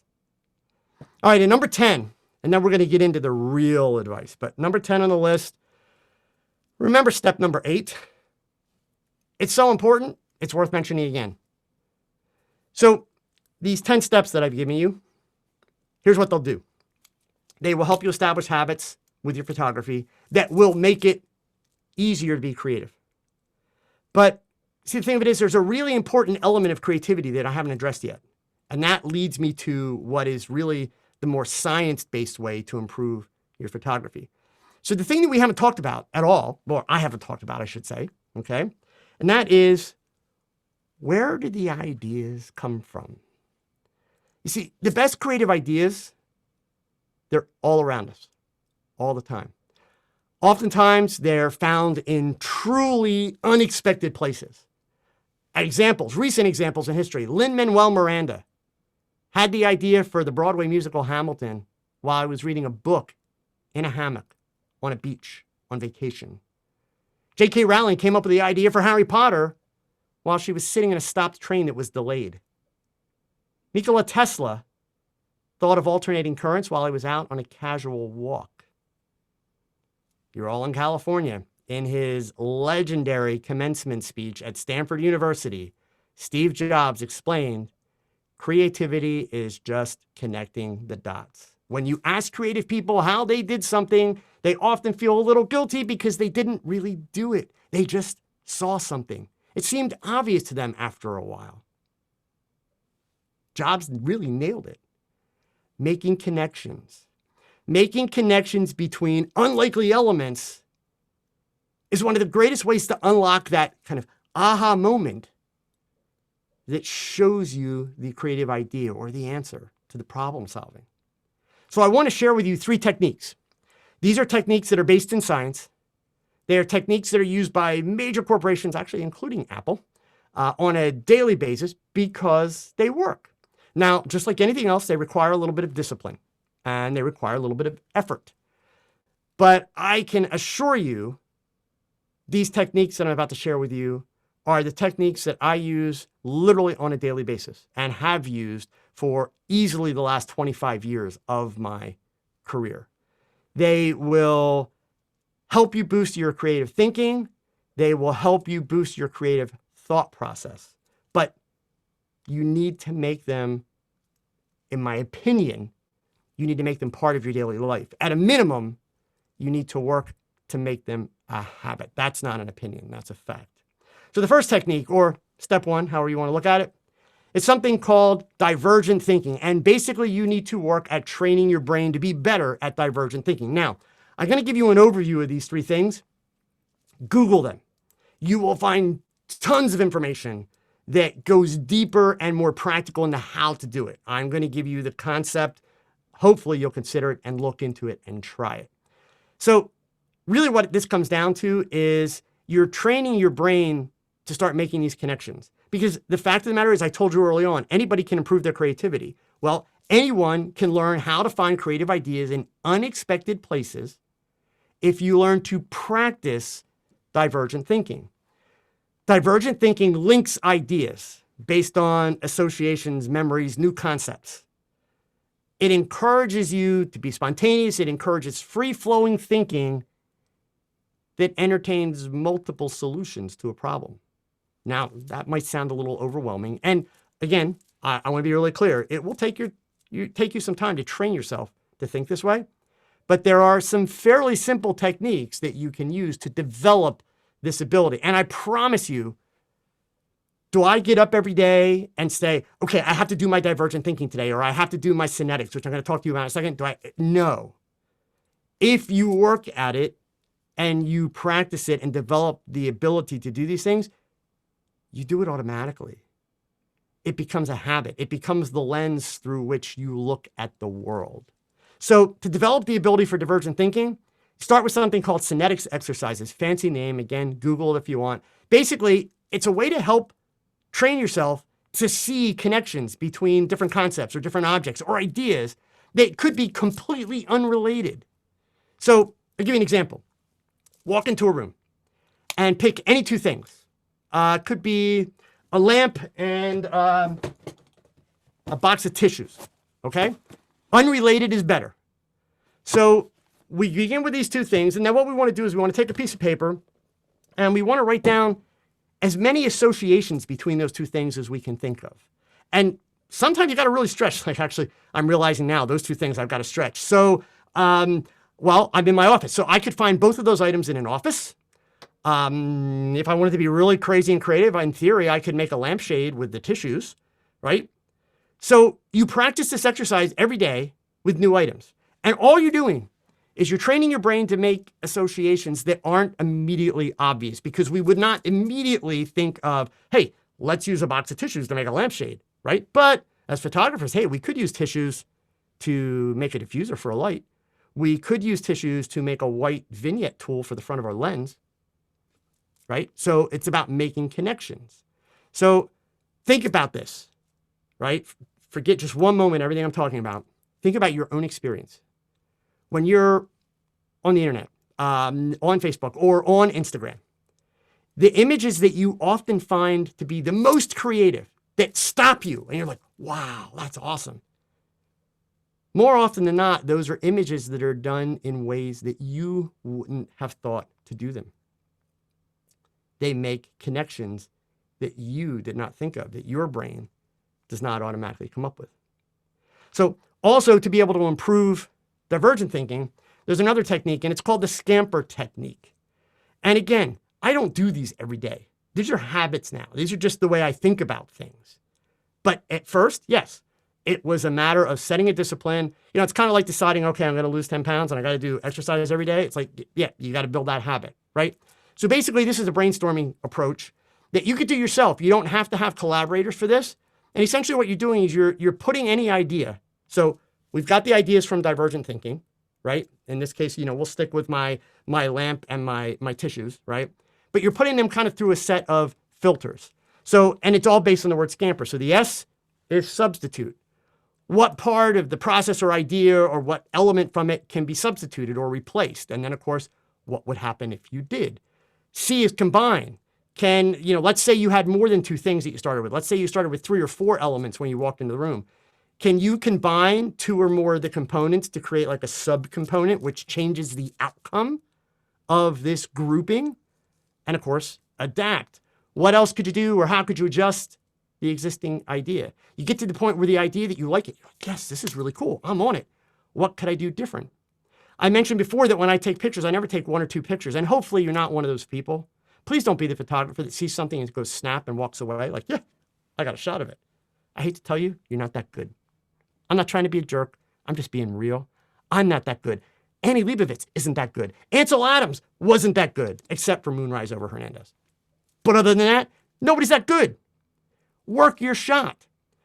Every time I pick up a camera, whether it's spur of the moment and I'm walking down the street, or whether I'm in the studio, as a result of all of these creative processes and setting up a shot, I assume that my first shot, and when I say my first shot, my lighting arrangement, makeup, pose, everything, I assume that my first shot is far from the best one of the day.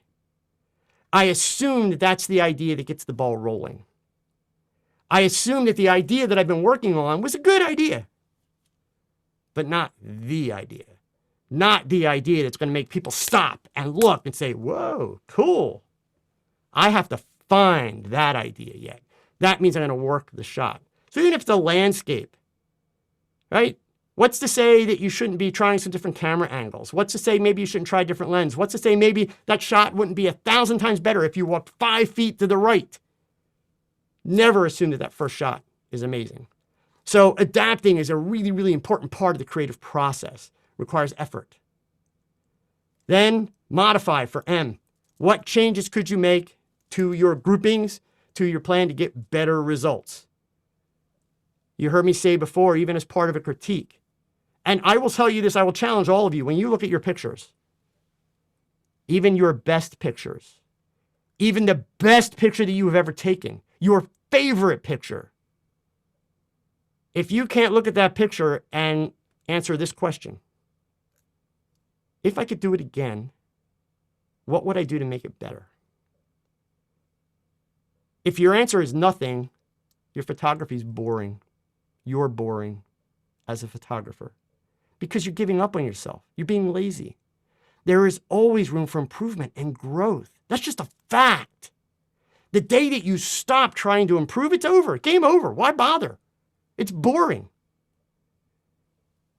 Don't take my word for it. Again, I'm some guy on YouTube.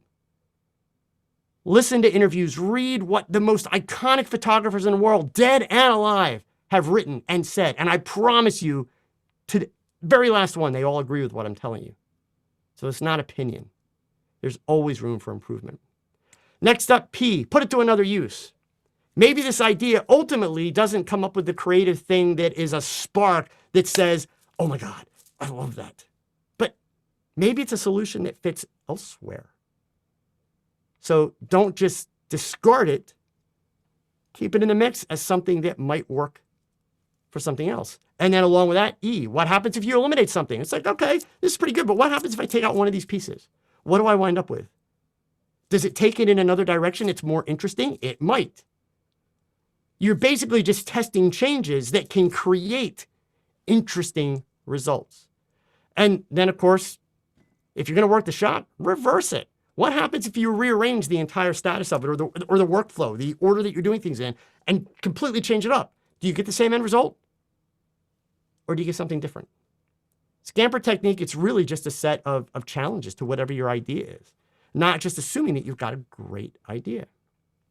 We're almost done here. Step 2, divergent thinking. This is going to help you generate unique ideas, but convergent thinking is the process of evaluating, moving on to convergent thinking. This is the process of evaluating and refining your options. So you've got all these options, you've got all these ideas. At some point, you actually have to get to the point where you say, okay, this is it. I'm gonna pick up the camera and I'm gonna shoot. I'm gonna do this, right? So convergent thinking is basically how you're evaluating all those things to figure out what's gonna be the best steps. Both of these, and again, Google them both. They're important to the creative process. They will help you, if you put the effort in, develop a habit of getting your ideas out of your head and put them into a note, or even take a picture that you put in your camera roll on your phone. My camera roll on my phone doesn't have a lot of pictures that I take because I upload them in the cloud right away and I remove them from the phone. Most of what's on my camera roll on my phone is ideas. Tons and tons of ideas. Things that I see, color combinations that I see, hairstyles that I think are interesting, makeup that looks interesting. Tons and tons of ideas. And I'm not going to copy them. I'm looking at elements. I think, oh, I really like the way that arm is laid out, or I really like the way that hair is styled up. I could use that concept in something I'm doing. And I use lots of note programs like Apple Notes or Google Keep. And I've got the photos in my camera roll on my phone. And here's the thing, when you save them, you don't have to have an actual idea for a shot, or for that matter, you don't even have to understand why that image inspires you. You can make those connections later. If it caught your attention and made you say, ooh, save it, jot it down, whichever.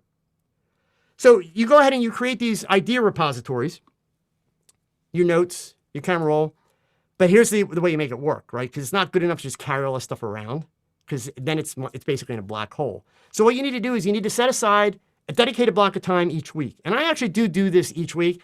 And I'm at the point now where it's probably no more than 15 minutes a week, if that.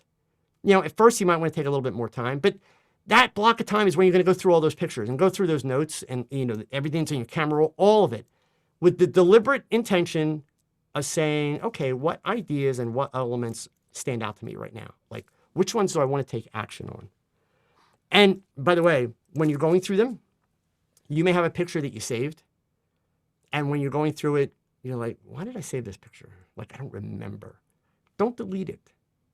Keep it in the mix. It sparks something the day that you saved it. It may eventually come around and be handy again. And believe me, I've had that happen where I've had pictures in my mix where, like, for 2 years, I've been like, I don't know why that's there. And then all of a sudden, boom, I'm working on an idea, piecing together, and I pass by that picture and I'm like, oh my God, that would be perfect. And it might be a hairstyle. It might be a makeup style. It might be some part of a pose. Maybe it's some background thing. Maybe it's a color combination that I wouldn't normally automatically use. So the last tip 3 of this grouping that I told you about, and this lines up with one of the items that was on my list before, introduce the unexpected and new experiences. And again, I'm not meaning that you got to go out and like do bungee jumping or jump out of an airplane. You might be watching a movie, especially during the pandemic. I did a lot of this for me, watching Netflix, watching movies like The Queen, or television series like The Queen's Gambit or The Marvelous Mrs. Maisel, which have these incredible amounts of cinematography and use of color and composition. Simple, obvious composition, the kind of composition that gets your attention. None of this rules crap. In fact, both of them break so many compositional rules. They should be rewarded for that. You might be talking to your neighbor. Maybe you're listening to a song, but in the background, if you're teaching yourself to do this, your brain is busy making connections between these seemingly random things and all of these ideas that you keep working on. And believe me, this applies to every genre of photography. It can be landscapes, it can be bugs, insects, it doesn't matter what it is. As you train your brain to more easily see these relationships and accumulate a whole library of ideas and notes, then what you need to do every so often is you got to introduce something unexpected to jumpstart that creativity. And that's where the introduce the unexpected is important. And when you do it, you want to focus on the unexpected. It may be awkward, it may be uncomfortable to go off and do something that's completely different. It may even feel like it's a complete waste of time because you've done things like it before and it turned out horribly. You know that it normally doesn't work. But the more diverse your experiences are, the more likely you are to innovate. So one of the things that I do as a rule, I talk about this routinely. Now, for the last 16 months, I haven't done it because I've only been teaching here online. But prior to that, when I would, let's say, for instance, present at WPPI in Las Vegas or Photo Plus in New York, which are the 2 big trade shows, and Imaging USA, I would do a 30-minute stage presentation and those shows. I would spend a full week prior to the show in my studio with a mannequin, failing. And in the first half of the week, that was my entire goal. Fail. Let's take some stuff and let's use it and let's see how bad we can make it. With the goal being the things that seem to have the most potential or maybe the most interesting, I would then be creative, problem solve, and turn them into ideas that when people saw them, they would intuitively be thinking, that's not going to work. That's going to turn out horrible. You can't do that. You can see videos on my YouTube channel. You can see them on my website. One of my most famous ones, I've done it in WPPI in Vegas. I've done it in Photo Plus in New York, where I've done portraits, fashion portraits with a model on a stage in a trade show with lots of lights, plus stage lighting, spotlights. And I've done time exposures and hand-painted backgrounds with light, with the lights on in the room. And people are like, that's not possible. You can't do that. I did it the last Photo Plus that happened. I did a shot with 300 people in the audience, all partaking in the shot to make it look like a huge crowd of paparazzi trying to crowd around a girl. We created the shot in real time, time exposures with the lights on. And of course, everybody's mindset is that's not possible, but yet we did it because I wasn't willing to accept I know how it's going to turn out because you can't do that without it being dark. I found a solution. introduce the unexpected by simply reading. Read about how others have dealt with difficult problems. Sometimes that can show us new solutions, even if the details are very, very different. That's what I keep saying tonight. You know, I may talk about something that I'm doing. I promise you, it applies to landscapes. It applies to insects. It applies to nature, fine art, whatever. Starting a new hobby. Novelty is known to stimulate the reward center of the brain, which improves memory, and that motivates you to explore further. All science. Listen to music. Happy music. I'm not a big classical person, but Vivaldi's Four Seasons has been proven through science to offer a very mild diversion that causes relaxation. And it allows divergent thinking. It allows you to wander and brainstorm, right? Since I'm not into the classical music, I will sometimes do that with jazz. I spend hours and hours and hours in my office writing or creating scripts or putting presentations together. And I'm the kind of person, I love to have fast-paced music playing just for the energy because I'm a little type A. But when I'm writing, I need to pay attention to the words, so I can't have words. So I started doing instrumental contemporary jazz. And it's awesome because it gives me that energy, but there's no words to distract from my thought process. It's all instrumental music. Just talking to somebody new, you know, especially some of you that may be shy or introverted. Believe it or not, I'm a very shy person. Photography was my ticket to not being shy. When I was a kid, I would cross the street so I didn't have to say hello to somebody. But a great way to introduce the unexpected, talk with a stranger, someone that you don't know very well. Because by doing that, it forces you to think in new ways instead of relying on habitual responses, right? So, you know, the bottom line in all this, these suggestions, they're habits. That's what we're talking about. If you really want to improve your creativity, you need to build good habits. And it's worth mentioning real quick, step 7, back at my list, collaboration. Using divergent and convergent thinking along with collaboration takes your work to a whole new level that you really can't even imagine. And that's why corporations around the world, major corporations, use that. And they use it on a very big scale. You can use it on a very small scale. So I want to give you one last piece of advice, okay? And I'm going to ask you to please remember this because it's really important, right? If you're not failing, you're not learning. And if you're not learning, you're not improving. And if you're not improving, you're being lazy. And that means that no one will care about your work. Not even you. So while you're doing all this hard work to improve, my advice is remember why you picked up a camera in the first place. What made you fall in love with photography? Keep track of that why. Why did you pick up a camera for the first time? Why did you become hooked on photography? Why do you shoot the things that you shoot? Never forget it.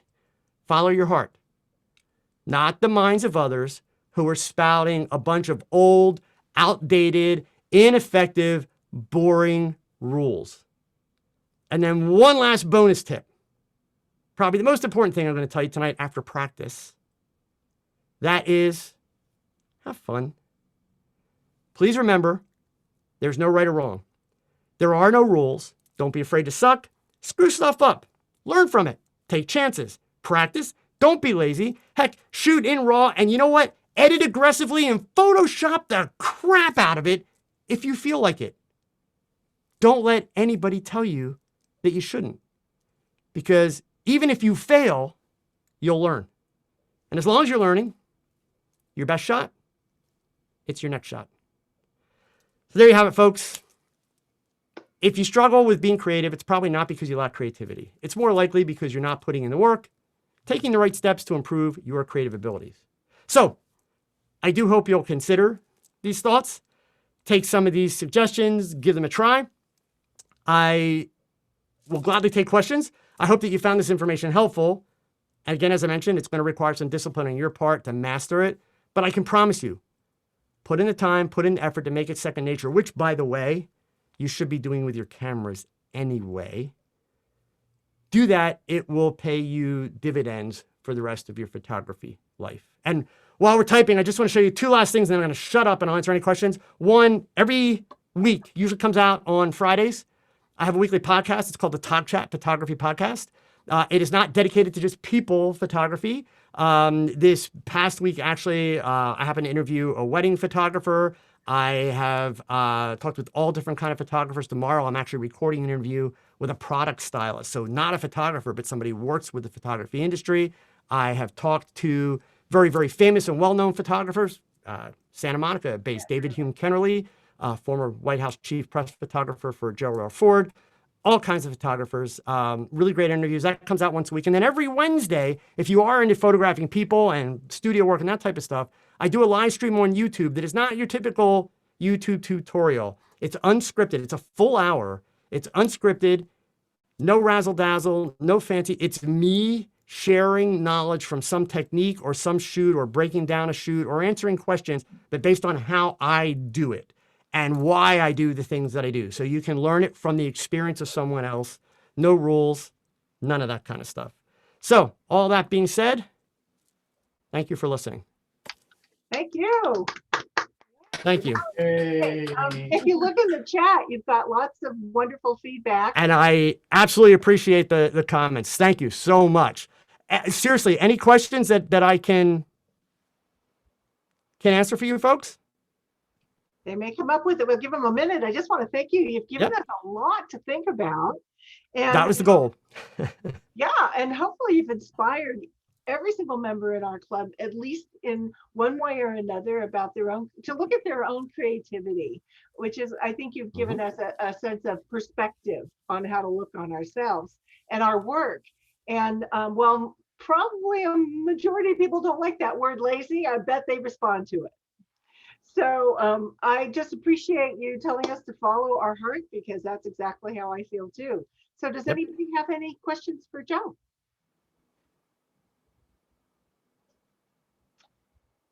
I know I've got everybody's head spinning at this point. Oh, people need to digest what they said. And that's quite all right.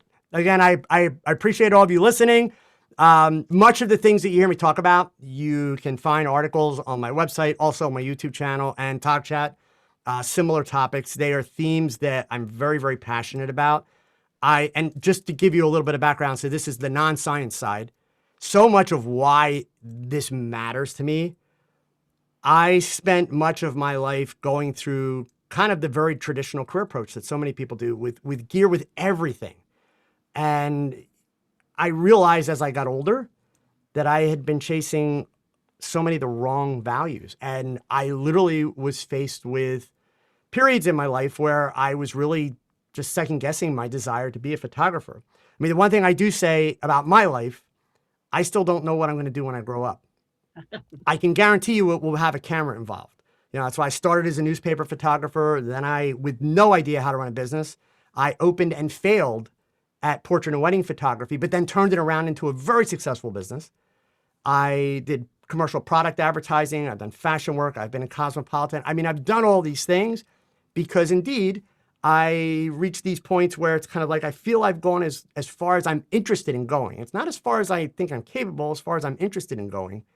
And I look for a new challenge. I'm not saying you need to do that, but it was in the course of doing this, I started to realize that a lot of what was getting in my way were a lot of these kind of standardized values that exist in the photography world. And then I started looking at a lot of them and saying, why? Why are these values standardized? Why are they important? Or are they important? It turns out they're not important. And the science backs it up. I mentioned, full disclosure, my wife's a cognitive psychologist. I met her just over 20 years ago. Fortunately for me, she stuck with it, because at first I would talk about a shoot that I did and she would do the PhD thing and, you know, start explaining some of the science behind something I told her. I'm like, no, it's creativity. It's stop, don't turn it into science. And fortunately she persisted, and I realized that, you know, there's a whole lot more science behind all of it than I ever imagined. And that's when this little light bulb went off for me. And a big part of what has been my interest in the science behind creativity and the science behind color and the science behind all these photography things is based on one thing. And I said it very quickly during the talk. When you go out and take pictures tonight, tomorrow, the next day, even if you go out as a club and there's 15 of you there, but you take a picture of, I don't know, whatever, a flower.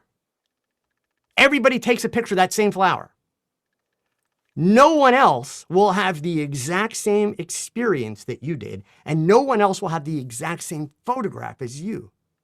And no one that you go and show that picture to will have the exact same experience. You've probably all experienced it if you're working on a picture and it's finishing up and you're really excited about it. You're like, oh my God, this is amazing. And you show it to your spouse. That's the one where the spouse comes by and looks at it and you're like climbing out of your skin and the spouse is like, oh, okay.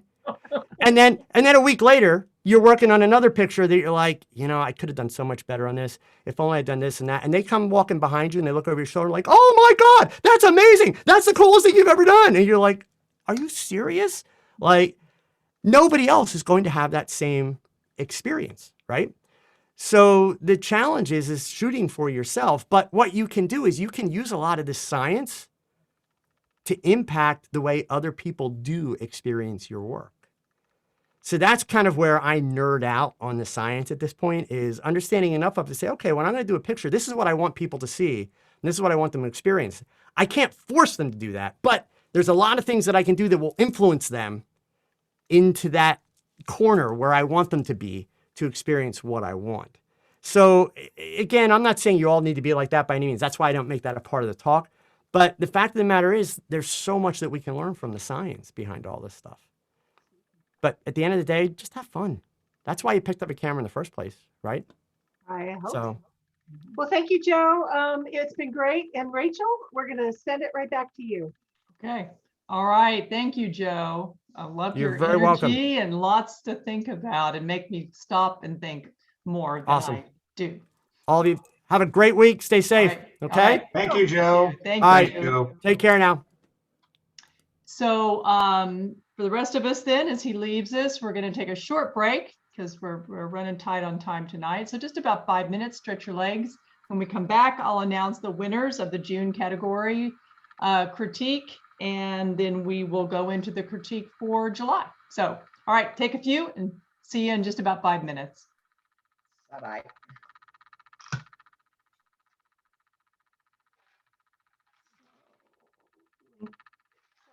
Eric, are you still on there? Or are you taking a break? I'm here. Oh, there you are. So talk more about what you were writing. Oh, well, it just seemed to me that there is this underlying connection that Joe wasn't bringing out. That everything he talked about in terms of creativity was about techniques you can use to tap into that stuff that's actually going on in your brain, even though you're not aware of it. Right. I really think that we all did see that gorilla in that video. Part of our brain saw that gorilla. Well, isn't that the same thing as when people see an accident or a robbery or a crime, and they can't really, their reports are different from person to person. We may have seen it, but we can't recall it. Yeah, right. Yeah, there is that great disjunction between what our brains process in terms of perception, but what our conscious brains become aware of. And he also was calling attention to something. He didn't tell us to look for the unexpected. He told us to follow a rule. And the rule was watch the people passing the basketball. And the white shirts. And he didn't say there's going to be other things going on there, watch for them at all. He was directing your attention. So it's not really fair. Well, it wasn't. He was fooling us, yes. Yeah. So Dave, to answer your question, no, we will still have critique. I did have a nice conversation with Joe about that. He feels very strongly that it should be image review based on what he was sharing with us. But we still have our critique process. I think until we have 4 hours to do our meeting, then we'll do image review. We just don't have enough time. Well, even without the critique, I find the images that people share to be inspiring. I agree. Yes, Rick, we know. Also, you have a system that works. You've got a whole bunch of people that come every month because they like what you're doing. So why change it? Wait, you know what? It's an opinion. And I like image review too, honestly. If we had time to do it, we would definitely do it.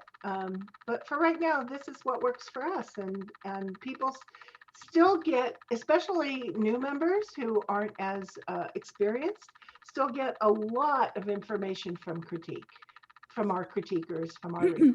Also, your critiques are also often very positive. I rarely hear anything negative. I never hear anyone say, "Oh, this is bad."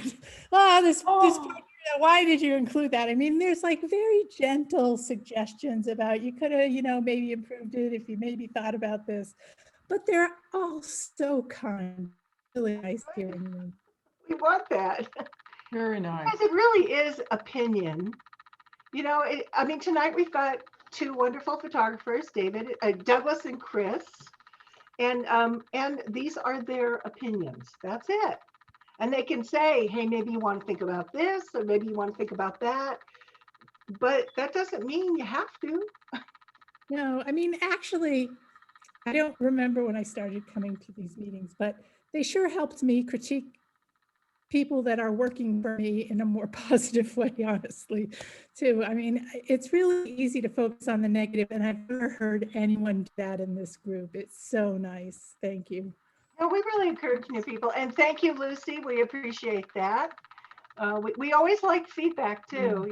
Even though people are newbies, you have life experience that you can share with us. Just means you're a newbie to the Camera Club for all of 1 minute. After that, we ask you if you'd like to be on the board. And also newbies, there's so many different types of photography. One person may know a particular type, but like me, not know little about other types. So you might be new to the club, but I would guess you might have more expertise than you might think. Exactly. So, all right. Well, we're going to jump back in. Has it been 5 minutes? Oh, I got to get my stuff up here. Okay. All right. Well, while you're getting organized, folks, we're going to come back together here, and I'm going to announce the winners of the category winners for each of the Camera Club categories. So what I'm going to do is share my screen and read you the name of the title and the artist for each of the categories. So here we go. I've got the Camera Club website up here. Can folks see that, the Camera Club website? Yep. Okay, thank you very much. All right, so in June, best assigned subject, which was macro for the month of June. This is Costa Rican Frog by Bernadette Sylvester. Best abstract was For Some Reason I'm Hungry. And this is my image, Rachel Rosenthal. Best architecture was entitled Fort Point, and the artist is Patricia Leviton. Best fauna was Hummingbird's Dance by Jonathan Beth. Best flora was Dogwood Flight by Chris Schiller. Best natural landscape was Lazing Along the South Yuba by Rachel Rosenthal. Best night photography, Alabama Hills Nightscape by Rick Eshelman. Best people is Village Woman, Tunisia by Ed Sylvester. Best travel, Star Wars filming site, Tunisian Desert by Ed Sylvester. Best creative fantasy, Anything Goes, is entitled Long Ride Home by Dave McClellan. And if you can't read the underneath on the image itself, it's very, very nice. It says, there's something to be said for a nice long downhill, but you really had to be there. Best manipulated but realistic. This is Super Flower Blood Moon Sequence over Lake Tahoe by Kirk Keeler. Best Black and White Other is entitled On the Verge, Fraser Falls by Eric Ingalls. Best Color Other, Wild Horse Paradise by Bill Wages. And that completes the best of our categories for the month of June. Congratulations, everybody. Everybody. And again, just a note, another reason to submit for critique, it's great you do get feedback. As Yolanda said, a lot of it really positive when you do submit images. And when you do that, you then become eligible for our Best of the Year awards. And we'll give awards out for those in each January. So just so you know. All right. So with that, I will turn it over to Kathy for the critique. All righty. Just really quick before everybody leaves, remember that August is series month. So that's a series of 12. If you need more details, we've sent them out already. Let us know. And now we're going to be going on to PowerPoint. All right. Is it up? All right. Thank you very much. All right. This is beginning assigned subject at the market. So based on what Joe said, there will be no critique tonight. Good night.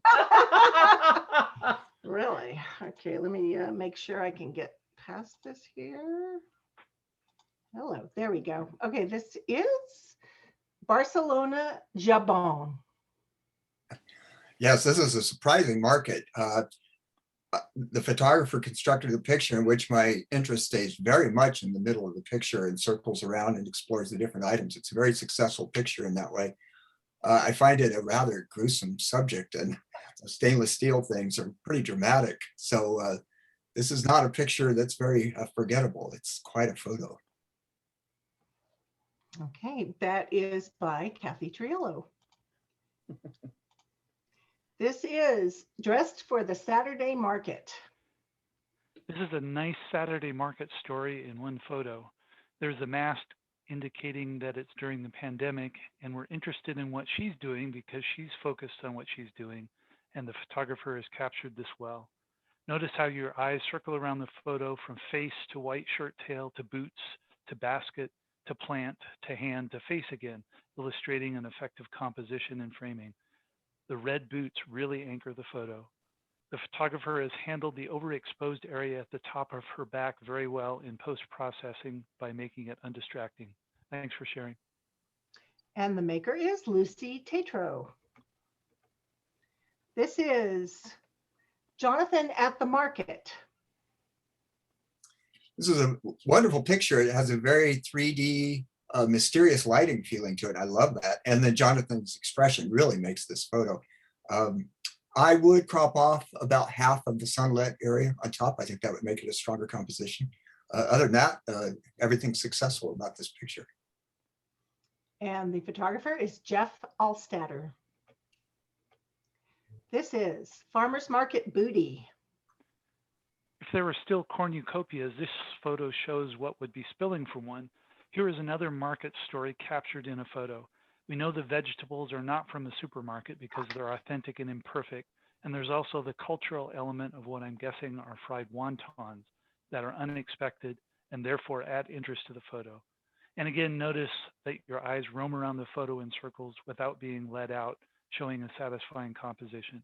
Is your mouth watering just a little? I know mine is, and that's part of the story too. Thank you for taking us to the market with you. Thank you, Gary Kartstaffner.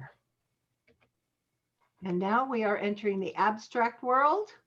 And our first one is titled Cascade Canal Reflection. I love the subject matter you chose on this. The blues and greens and the ripples are spectacular. Just so great. I think there's just a few mechanical things you can do to finish up this image and make it a real prize winner. The right edge has a bright spot, and either eliminating it or cropping it slightly would deal with that. The left edge I would crop in a bit. The bright green in the upper left is a little distracting. And then in the lower left is what looks like a piece of trash. And that really takes me out of the mood of the picture. But I think the whole central area is really beautiful. So this one's well worth cleaning up this couple small details. And the photographer is Tom Quinn. This is Red Planks. One of the great things about abstract images is that they are a canvas on which we can project our individual thoughts and feelings. And this image has a literal empty space where a circular object seemingly once existed and is now gone. Maybe I see a moon through blood red skies or through girders or curtains, and maybe you see something else. I struggled a little with the lack of sharp focus as a fault or as a feature, but with abstract photos, I'll trust the photographer to lead us where they want us to go. And so I'll ride this gauzy dream through smoky sunset skies. Thanks for sharing. And the photographer is June Anderson. This is Hills and Valleys. What a beautiful photo. I'm sure all of us have seen sand dune pictures and then even the pictures of nudes imitating sand dunes. And this is a wonderful take on that idea. Just a very successful picture. The even lighting, the grays and tans are also beautiful. The only thing tiny thing I would change is the second seal, or I don't know what animal exactly, but I'll call them seals, in both the very left edge and the very right edge have a little bit of distraction there that I would clean up, edit out. And other than that, I just think this is a really good picture. The photographer is Ann Westling. This is Serenity Prayer. There are many things I like about this image, but the thing I like most is the movement in arcs that thread through the colored layers. We might imagine layered land and sea and sky, but really it's the saturated colors of earthly mystery that draw our eye. The whiteness in the upper left is a touch of flair that crowns this image and makes it glorious. Given the title of the image, the photographer definitely has the wisdom to know the difference between things that can be changed and things that cannot. A really nice image. And the photographer is Fred Finney, and that ends abstract. And now we are heading into architecture. The first image is Lavender House. The purple flowers and purple shutters together are just wonderful. And I like the formal composition. I don't have lots other criticisms to add. I think this is a successful picture. It's a very fun, friendly, engaging picture. Makes me smile. Okay. And the photographer who made you smile is Ingrid Lockhart. This is Nevada City Window. I love the sense of age and history implied in this photo. Steel must have been a lot cheaper in earlier times, or maybe these were protection against something much more threatening than we have these days. The orange rust makes for a nice color balance with the blue light on the window, and I like the waves of grooves in the brick on the left. However, while the center shutter forms a nice monolithic anchor, the rest of the image leaves me feeling a little unbalanced, and I wonder if there was a better composition to be found at this scene. I tried adding relatively heavy vignetting, and this improved the image a lot to my eye. Great colors, thanks. And the photographer is Patricia Leviton. And that ends architecture. We are now in fauna. And this is Gray Fox in the Spotlight. What a great capture of a little fox. This is adorable. I love the out of focus foreground and the lighting and the dark background. Everything works so well in this picture. The photographer did a great job. I noticed the slightly off center composition, and I think because of the lean of the fox, I think it works well. I think this is a really well done photo. And the photographer is Mike Oitzman. This is Hermit Crab Posing. The diagonal placement of the crab and shells in this photo makes for a satisfying composition, and the broken shell home of the crab with the red spot adds interest to the image. It looks like a piece of the seashore brought home, and I remember the tickle of hermit crab legs on my palm from my coastal childhood. The image appears a little bit soft, almost as if it's a close crop of a much larger image, or maybe it's a little bit out of focus.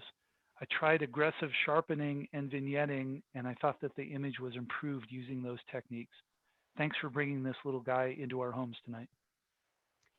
The photographer is Gary Kartstaffner. This is Frozen Stilts.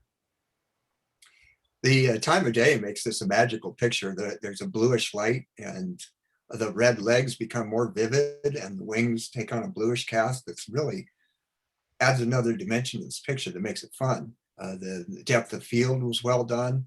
It's a little regrettable there's multiple birds in the middle. It makes it a little more confusing, but overall, a very successful picture. It has a feeling of 3D airiness and flight to it. It's nice. The photographer is Brian Dunbar. This is Blue-Footed Booby Courtship, What a Guy Has to Do.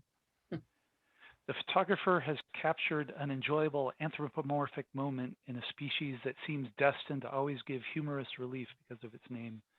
The cross-eyed look into the camera of the, I'm guessing, a male, seems like a scene from a TV sitcom.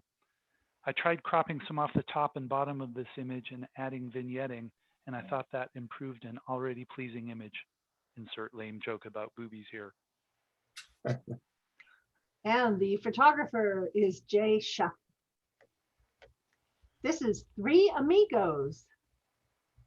What a beautiful photo of these three horses. It has a softness to it, and it seems like the mood of the horses is very calm and friendly and pleasant. Mechanically, looking at the photo, I like the composition pretty well. The nearest horse, the shoulder has a little bit of lightness to it, and I think that's actually an ideal place to crop the pictures, just crop off that lightness on the shoulder. I don't really feel like I need to see all of the leg of that closest horse. It still communicates really well. And with that slight change, I think that's a really beautiful picture. And the photographer is John Siebert. This is Penn Valley Geese. This photo has an effective composition with the lines of the reflections lending themselves to the portrait framing, and the placement of the geese low in the frame is a great choice. The photographer captured the right moment of the geese's heads aligning. This photo suffers from a few faults that detract from an otherwise nice shot. It's very low resolution, maybe because it's a close crop of a larger shot, and it has a crackly feel to it, maybe because of sharpening applied to a low resolution image. The shot also has a strong greenish yellow color cast that gives it a pea soup feel that could be corrected with temperature and tint sliders in post-processing. I also applied some vignetting and thought that that improved the image a lot. And the photographer is June Anderson. This is Washoe Mustangs. We're getting some great horse pictures. This one, the depth of field is just spectacular with the soft background. And when this photo first pops on my screen, it makes me smile. It looks like one animal with two heads coming out of the middle. That's fun. Everything about the horses is totally sharp, and the play is just so engaging. This is a very successful picture. There's nothing I would change about it. The photographer is Daniel Chaplin. Now we are in Flora. This first one is Twisted Juniper. Junipers are perhaps my favorite tree, so this image really resonates with me. The orange of the bark is complemented nicely by the blue of the sky.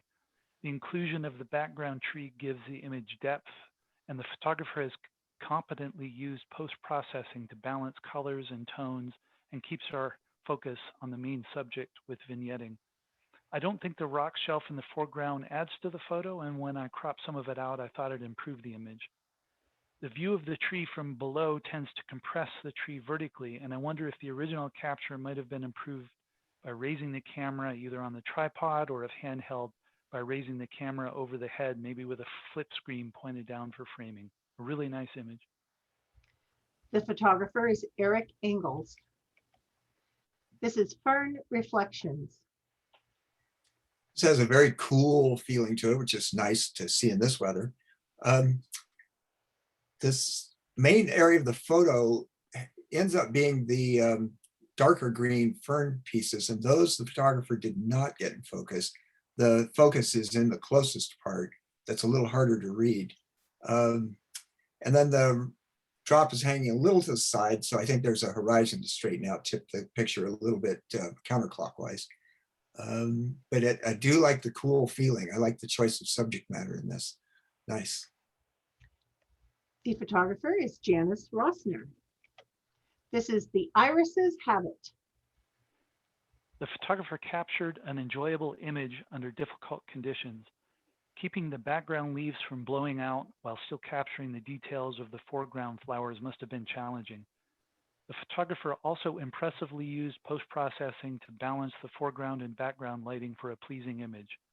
The shallow depth of field was also a good choice, as the irises would have been lost if the background leaves were in focus. I had the feeling that the flowers along the left and right borders crowd the edges and distracted my eye, and I tried a vertical composition, including only the center 8 to 10 flowers, and I thought that might be a more effective framing of an already fine image. The photographer is Jerry Thomas. This is Prickly. This is a really well done image. It has a lot of feeling to it. It has these pieces reaching out. I feel space. I feel the 3D look to it. This presentation, you can't really see where the borders is. When I viewed it earlier, you could see clearly where the photographer had chosen the borders.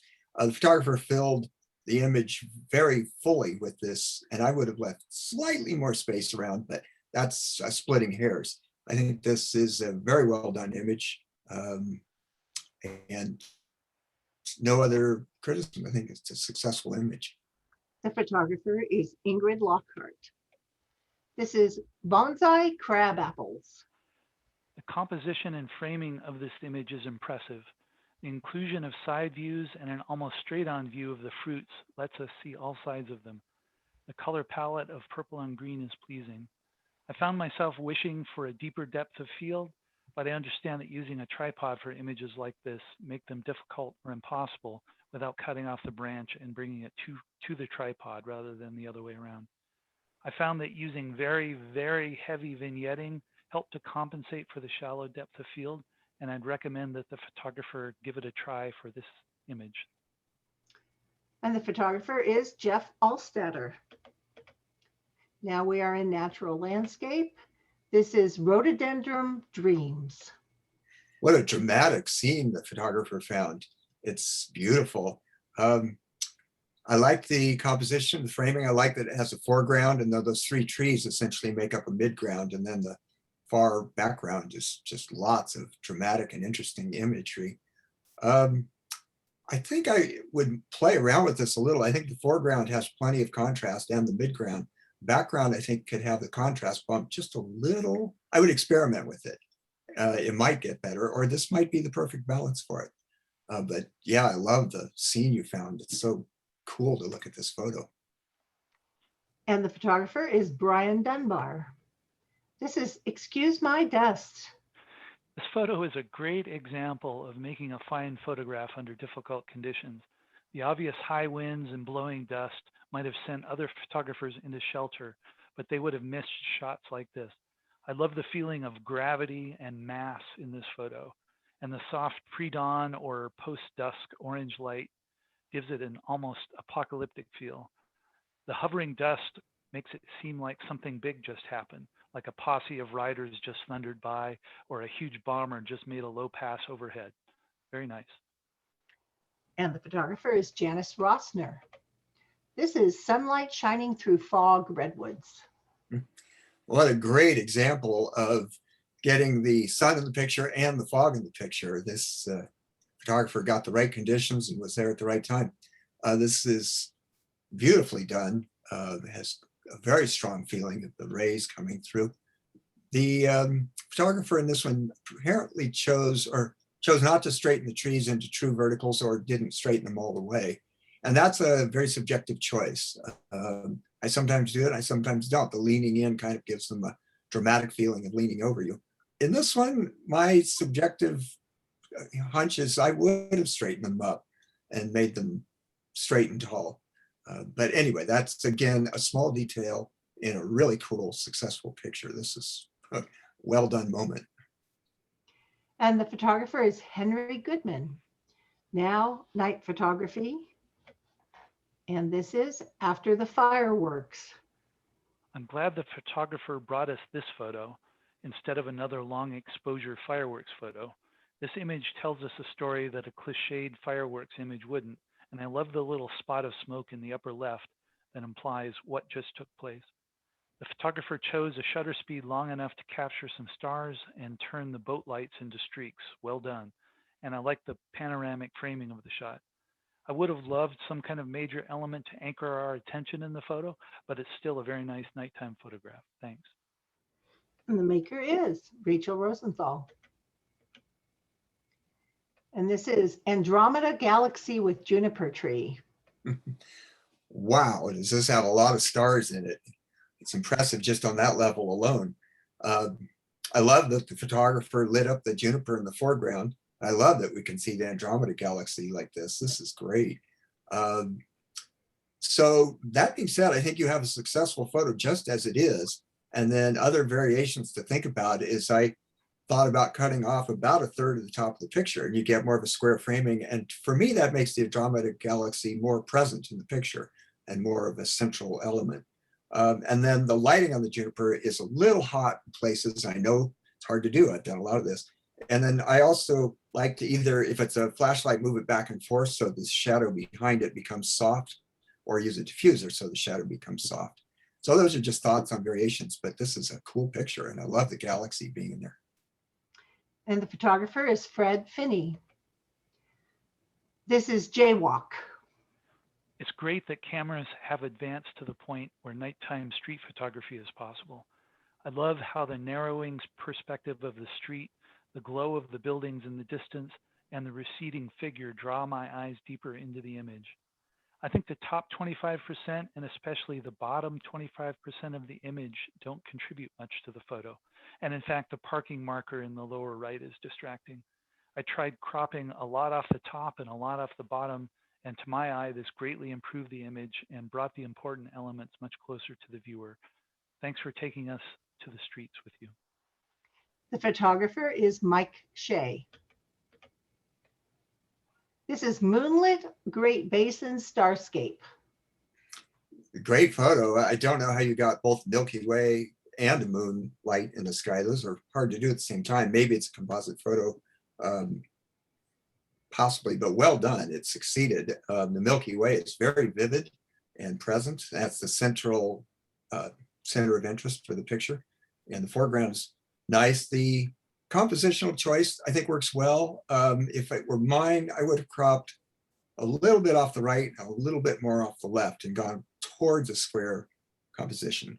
I think that, for me, that would make it a little stronger, but it's a successful picture, definitely. And the photographer is Eric Engels. This is Shen-Tu. At first glance, for me, this image has the feel of a double exposure, but then it becomes obvious that it's a long exposure. The composition of the photo is impressive, and the lights and figure keep my eyes circulating around and hold my interest. I love the spiraling light effects from what I'm guessing are reflections from a car window passing by. And it looks like the photographer has used precision timing to eliminate headlights, but keep the taillights of the car in the exposure. My only suggestion is to maybe crop a little off the top of the image, but this is a minor possible improvement to an already admirable image. And the photographer is Ellen Davis. This is Pre-Dawn Battery Point Lighthouse. So this photo, I love so many things to write about this photo. The one thing that did bug me is the horizon is slanted. It's too low on the right, too high on the left. The building's leaning, the ocean's leaning, and that made me feel uneasy. So I think with that just simple rotation, if you could think you've got a complete winning photo here. Everything else about this is great. The time of day, the lights in the inside and the lights on the top are all balanced. Beautiful photo. The light on the water. And the maker is John Sievert. And now we're in people. This is Noodle Maker, Kashgar Market. The first thing that struck me about this photo are the wonderful pastel colors of the apron, the shirt, the skin tones, the wall, and the spray painted number. Everything is in harmony, including the expression of the man in the photo. I love the contrast of the curving noodle over the horizontal stripes of his shirt. The noodle is almost like a snake, and the man its confident charmer. This is a marvelous photo, and the only improvement I can suggest is to maybe add a little vignetting. And the maker is Ed Sylvester. This is invisibility cloak. This is a surprising people picture, and a good one. It's left me going, how do I critique this? It's a very hidden person, and you see the eye. I like the composition, the lighting, and I think the photographer did something to bring out the eyes to make sure we could see it. It's definitely an intriguing people picture. Thanks. The maker is Lucy Tatro. This is Ulysses Bella with Ozomatli. I hope I said that right. This photo has an awesome composition, placing the musician inside the sunburst circle without him being centered and with enough of the logo beside him to add interest. The colors of the Ozomatli keys are the element that turns this photo from good to great. The instrument is also exotic enough that we're left wondering what it might sound like. The photographer has used vignetting effectively to keep our eyes focused on the center of the image. I tried a tighter cropping, and while it also worked for me, I can't claim that it was an improvement. Excellent image. And the maker is Mike Shea. This is Bonnie running Tappan Falls. Great dramatic photo. And it looks like she's really concentrating. So this does make a good people picture. For my tastes, I would have cropped a tiny bit off the left and right and a bit off the top, but still keep most of the water drops. The water drops are really great in this picture. They say a lot. Black and white's a good treatment for this. And I think those are all the comments. It is a good people picture. It really shows an action and activity that takes a lot of concentration and intensity. And the photographer is Chris Schiller. This is Sharon Joy. This photo is all about the juxtapositions. There's the obvious woman to man juxtaposition, but also the living to the dead, the hat to the hat, and the connection of colors between the posters and the clothing and hair. The photographer made excellent compositional choices, and our eyes circulate nicely around the critical elements of the photo. I found that I wanted to see the woman's eyes a little better, and I might have worked the photo to bring her upper face out from the shadows a little more. Outstanding photo. The maker is Eleni Prusa, and that ends people. And now we are doing photojournalism category. This first one is Sand Time. Oh, this is displaying a little bigger on my computer. This one's displaying a little small. This is a wonderful picture of a little boy by the shore playing. It has good feelings about that. I honestly feel like it's a little more of a people picture than a photojournalism picture. And then the title, Sand Time, kind of also doesn't say a lot to me about a news story or it being photojournalistic. That being said, it's a very pleasant picture. A lot of it's in focus. I think the toy is slightly soft, but it's okay that the toy is supporting cast member here for the boy. So it's a nice picture. And the photographer is Eleni Prusa. This is It's a Gnome Run. This is a terrific image that was all about timing and serendipity. It's a fine composition that captures a story in the moment. I love how the red-hatted woman is almost tenderly touching the writer, like a warm-up for the men in the background who seem to be hungry for truly epic ass slaps to come. I tried cropping some off the right side of the image and a little off the bottom, and I think it made the composition even better, but your bike mileage may vary. Great image. And the photographer is Mike Oitzman. Now we're in travel. And this is Volcan Agua, Guatemala. I love this scene you found. My God, it's beautiful. And you were there at the right time of day and you had the cloud conditions. So this is such a cool photo on that level. There's a couple small things I would have changed. I kind of regret the way the lamppost lines right up at the edge of the mountain where it meets the clouds. If you could have stepped back, that would have lowered the lamppost and then made the mountain even a little higher in the picture. And related to that, I would crop off about the top 20% and then bring your vignetting down. And then the mountain is really up in the top of the scene. And I think you're looking even more dramatic because I just love the surprise of this, seeing a mountain floating up in the sky. That's what makes this picture so magical. And then another tiny detail is I would try to straighten out the lamppost so it's vertical. But what a cool image. Love this one. And the photographer is Jay Shuff. Whoops. This is Pool in Dubai. See how the photographer chose this composition to give a sense of depth and perspective to the photograph? Marvelous technique. The side angle of the sun also gives a fine range of tones across the vessels.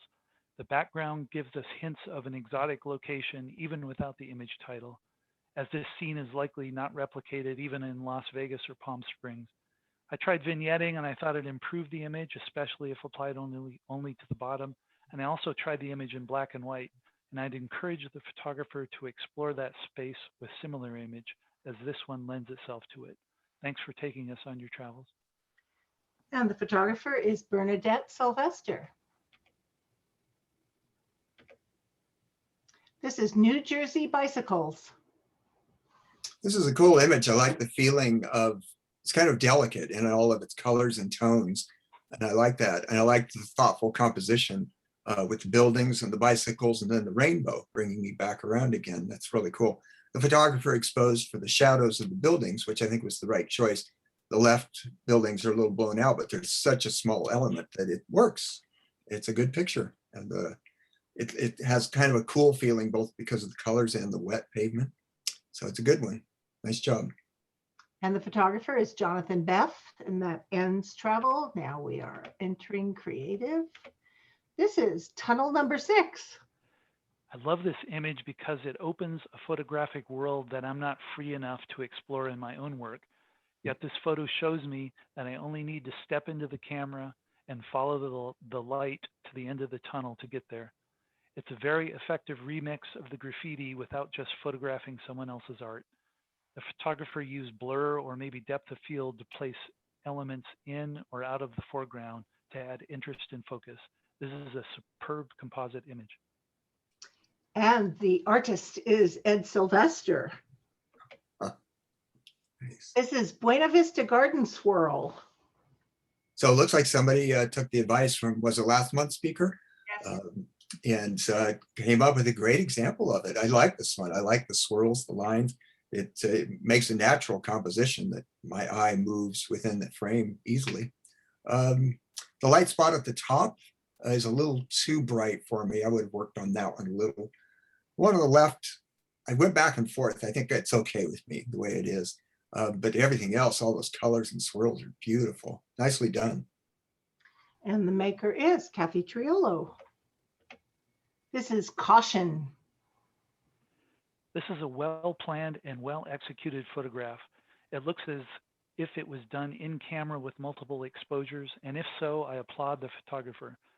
The decisions about framing to include choice graffiti was marvelous, and post-processing was likely used to accentuate interesting and suppress unnecessary elements in the photo. Our eyes roam in circles in the image without distractions pulling us out of the frame until they settle on that sensational, ironic phrase in the center. This is a fantastic photograph. And the maker is Douglas Hooper. This is Vertigo. Well, the title says it all, and this photographer pulled it off perfectly, placing the subject at the very top of the frame and then making this bottom blurry and giving us the feeling of vertigo. So it's a straightforward concept. You did it really well. Thanks to Ann Wessling. This is Tunnel Multi-Fun. My first reaction is to hope that this was a multiple exposure photograph composed in camera. I love the abstraction of this photo, and it could just as easily fit in that category. This photograph is effective because there are letters, but we can't really decipher them. And the second image adds another layer of texture to the graffiti. I found myself wishing that I did not know where this photo was taken so that I could explore the mystery of it with my imagination unburdened. Fabulous photo. The maker is Bernadette Sylvester. And we are now into black and white. Fairy Falls. So I looked at this one for a while. composition is pretty interesting, and I can see why the photographer did it. The water kind of awkwardly goes to the viewer's right and then to the left, which makes the composition even more challenging no matter what you do with it. And I experimented with making it even beyond a little square and slightly vertical, and that gets it much more conventional. And then the statement has to be about the texture of the rocks, or just cropping right inside the dark spot on the right. I think that works. And then having this entire expanse is pretty interesting composition. Thanks. I appreciate seeing your experimentation here. It's cool. And the photographer is Daniel Chaplin. This is Desert Beauty. The striations and bright edges of the succulent make for a wonderful texture and contrast in this photo. It looks like the photographer used vignetting and possibly burning and dodging to accentuate the best parts of this photograph. It's a good photograph that really wants to be a great photograph. The cactus leaf in the upper right of the photograph is one of the most interesting elements, but is crowded into that corner and it leads my eye out of the photograph, while the lower left has much less interest to my eye and takes up a lot of real estate. I find myself wishing that the photographer had composed the photo more up and to the right of this frame. The photo also lacks dark blacks that I think would add depth and richness to the photo. But unlike the composition, this can be added in post-processing. A very nice photo. And the maker is Rachel Rosenthal. This is Wondering Who is Next. This is a cool picture. I hope everybody can see it. There's slight reddish and green tints in this picture. I like that. I really like that as an added dimension. And it's got soft tones. It's not a high contrast range in this picture, but that works for me. That's okay. The one criticism I have is the horizon is off. It's low on the left and high on the right, so it needs to be turned clockwise. That would make me feel better about the picture. It feels like the carriage is going to roll out of the picture. So those are my thoughts on it. I think everything else came together pretty well. It is kind of interesting.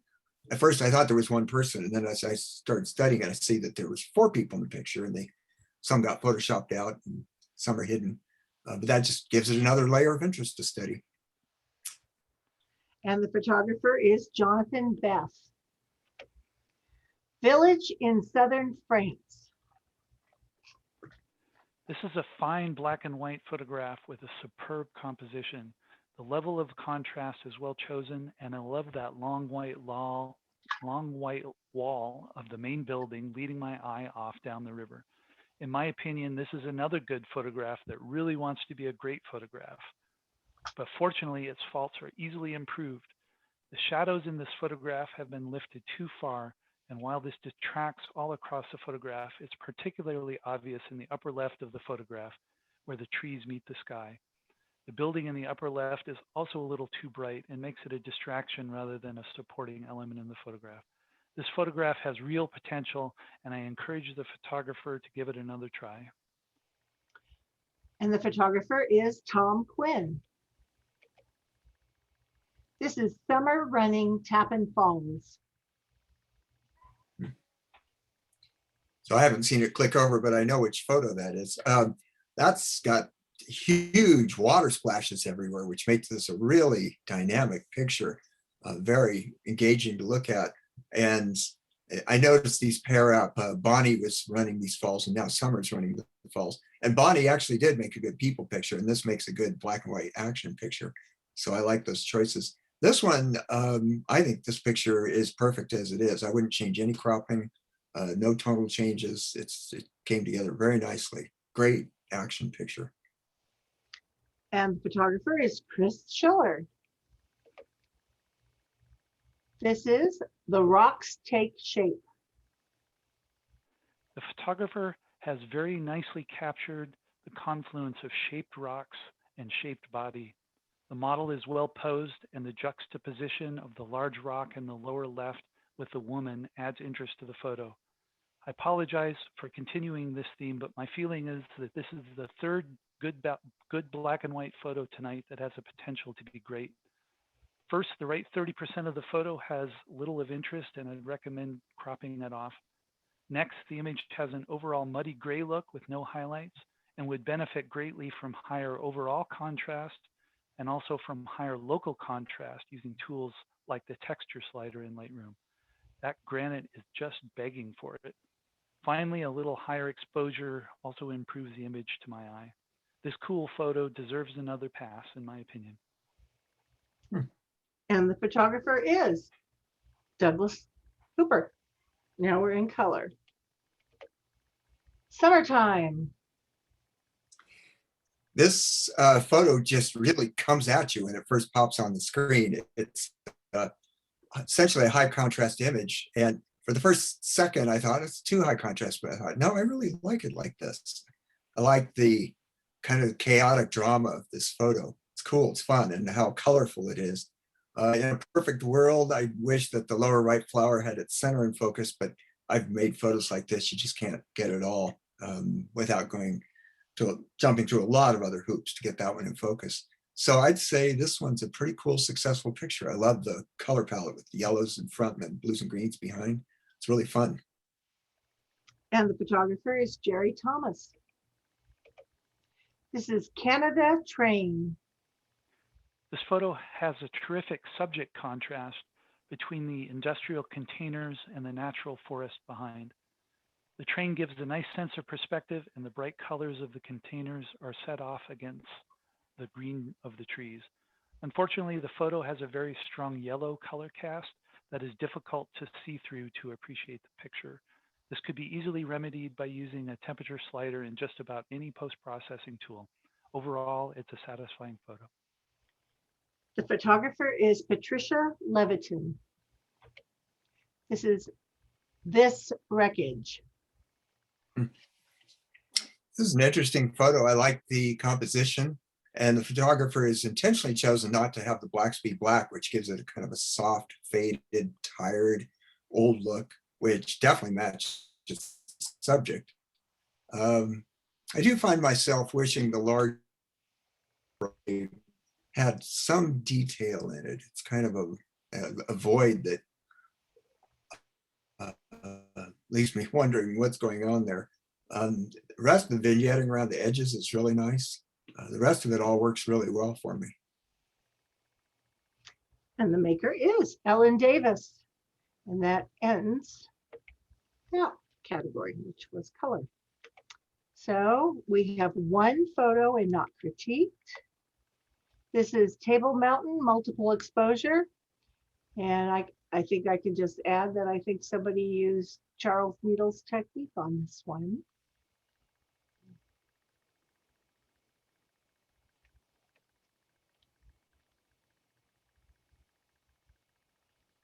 And if you have more questions for the maker is Rick Eshelman. And that, my dear friends, ends the show. So, and there we go. Rachel, back to you. Okay, thank you. Thank you, Douglas. Thank you, Chris. I always so enjoy listening to your critiques and appreciation of the images. So nicely done and timely as well. So, all right, thank you guys. So as we close out tonight, just a couple of comments. Our next meeting is August 23rd. It will be on Zoom. And then the video, this meeting has been recorded, and I'll stop the video here in a minute. And then it takes a few days for it to be rendered and uploaded to YouTube, and you'll be able to find it on the club's website. You'll have to log in and then go down the links on the right side, and you'll see meeting videos, and you should be able to find it there by the end of the week. So with that, thank you, everybody. I hope you're out shooting and enjoying it, and looking forward to the 2 field trips as well. So with that, good night, everybody. Good night. Night.